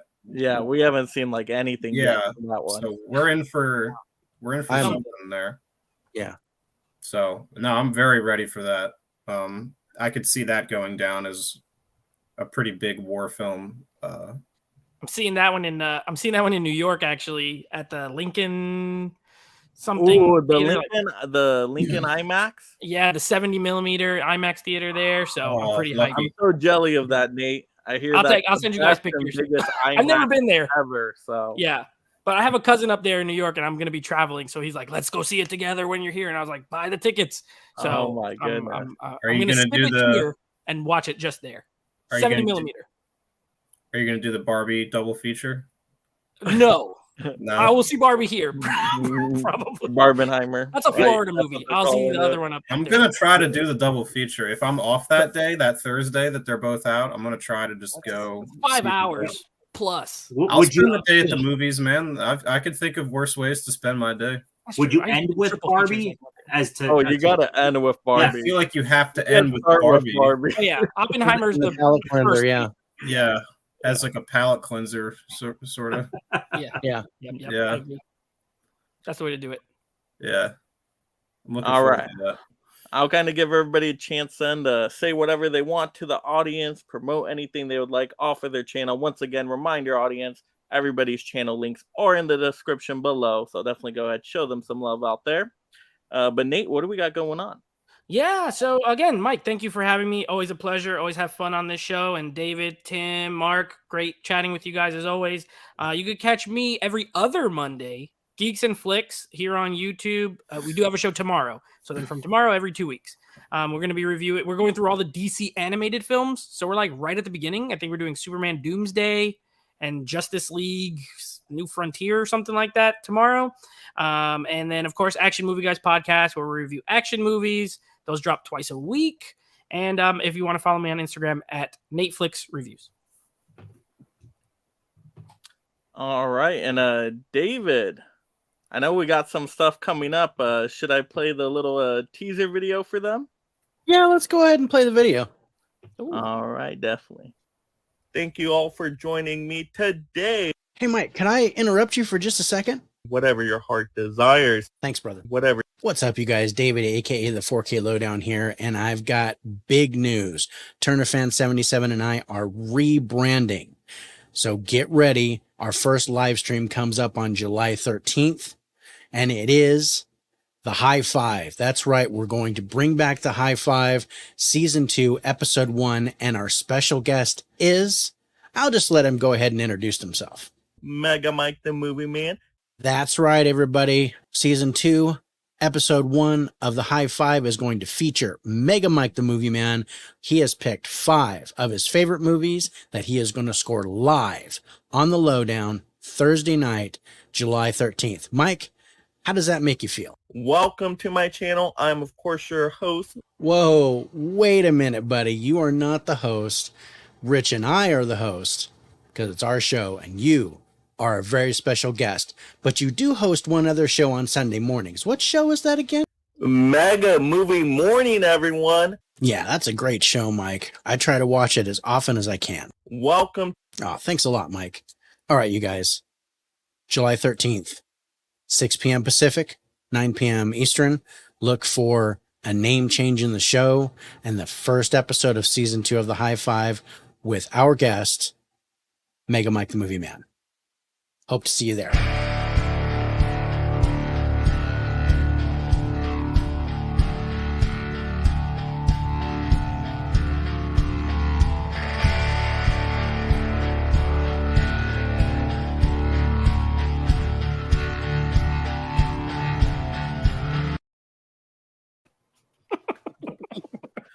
David, you should have put in the little. This is the message from the NWO. You should have put in the like you took it over. It's like I'm interrupting the stream. Yeah, yeah. That would have been funny. Next time, mate. That's a great idea. I'll probably do that. Yeah. So yeah, you guys, 4K Lowdown, Turner Fan and I are going to be changing the name of our show, and we're going to reveal that on the 13th at 6 p.m. Pacific, 9 p.m. Eastern. But our first guest for the High Five will be Mega Mike the Movie Man, where we're going to go over 5 of his favorite movies. That's going to be a lot of fun. I hope you guys can take a look at that, join us, and join in the fun. That's going to be great. Otherwise, we do shows every Wednesday called By the Numbers, where we review new releases. And then once a month, we do a top 10 list, which we're going to change to top 10 studio releases. Coming up will be our top 10 Disney films in August. So hopefully you guys can stay tuned for that. Nice. Awesome. All right, Mark, what do we got going on? A lot of different stuff. I'm in my middle of my busy season at work right now, so videos are pretty much when I can get them out and when I feel inspired to work on something. So if you want to check out a video from me, something that I put out recently that I'm really proud of is the my video on summer camp slashers that I made. It's about 20 minutes long. It's sort of a video essay style. That's probably my favorite video I've made to date. Granted, I think there's only 21 of them or something like that, but it is my favorite one that I've made before. It was super fun to make, so check that out. We're in the middle of summer, so I think it's pretty topical. And then I filmed a Indiana Jones and the Dial of Destiny sort of review 2 nights ago. I still haven't edited that yet, but look forward to that in the next couple of days or something like that. So, also thanks for having me, Mike, and it was great talking to all you guys. I love streaming with all of you. I watched your summer camp video. It was awesome. Thank you, man. I appreciate that. It was a blast to make. I had a lot of fun. All right, and then Tim, you just had a very important announcement video today. I'm so bad at pimping myself out. My community top 25 lists. It's time for another one, and then this time is all 80s. So anyone that wants to join in, send me your top 25 80s movies, ranked in order. That is vital. They have to be in order. But send them Instagram, email, timtalkstalkies@gmail.com, make a video, respond to a video. There's so many ways to give me a list, honestly. So that's all I got. This is super fun. I'm really bad at pimping myself out. I've got a rough draft of my list for you, Tim. I've got to move some things around to where I'm comfortable with it, but it's in the works. So awesome. Yeah, I can't wait. I've already gotten like 5 lists today. I'm hoping I got 160 for the 90s. Help me get one more. Great, Mike. That was awesome. I need 161 lists. That's my favorite clip now. I love it. I would be shocked if you don't get more for the 80s than you did the 90s. I have to imagine that the 80s is like the most beloved decade in all of cinema, no? I would hope so. You're right. I feel that way. I don't know. Maybe I'm wrong, but have you got your panel picked out for that yet? I am still working on it. So I don't know who watched the video. It's actually 2 panels. There were so many people that asked after the last one, and I was going into anticipating 80s having a lot of freaking awesome movies. So I'm actually going to do Friday night, August 11th, and Saturday night, August 12th, back to back. The Friday night one will be 50 through 26, basically a giant honorable mention stream. And then the Saturday night will be the 25 through 1. Oh, so that's a good idea. I like that idea. That's cool. I was going to ask to be on it, but I figured you had so many people asking you already that I was like, I don't want to throw my hat in the ring. You know, he's probably got so many people asking him already. I'm working through things. There's a lot of people I want. As I mentioned in the video, I've got so many requests. And like, if I could, I'd have everybody. No, I get it. Essentially, I have 18 spots because I could have 9 people with me each time. So I got 18 people out of probably like 40 that have asked. How do you narrow it down, you know? Pretty much. I'll be watching regardless, though. I'm very excited for that. That's awesome. You're doing 2 nights of it too. That makes it even more epic. Thank you. Yeah. All right, and then for my channel, everybody, you all know about me, but tomorrow we got a rant video coming out on some physical media topics, so stay tuned for that. And then tons of videos throughout the week. I still need to react to Dial of Destiny, so that'll be coming soon. And then the next live stream for sure is going to be July 12th. That's going to be my birthday live stream where we're talking our favorite movies from our birth year, so that should be really fun.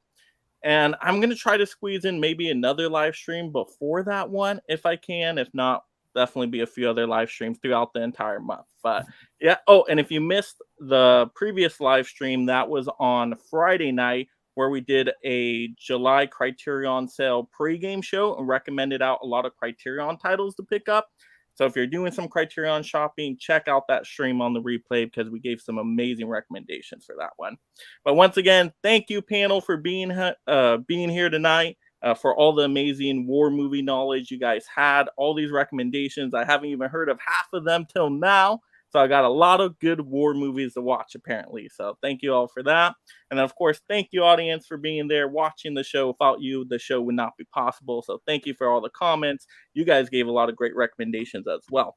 So have a great night, everyone. Have a great 4th of July out there with whatever you're doing, whether it's watching movies, just spending time with the family. Just have a good time out there. Have a good night, everyone. Good night. Later. Bye, everybody.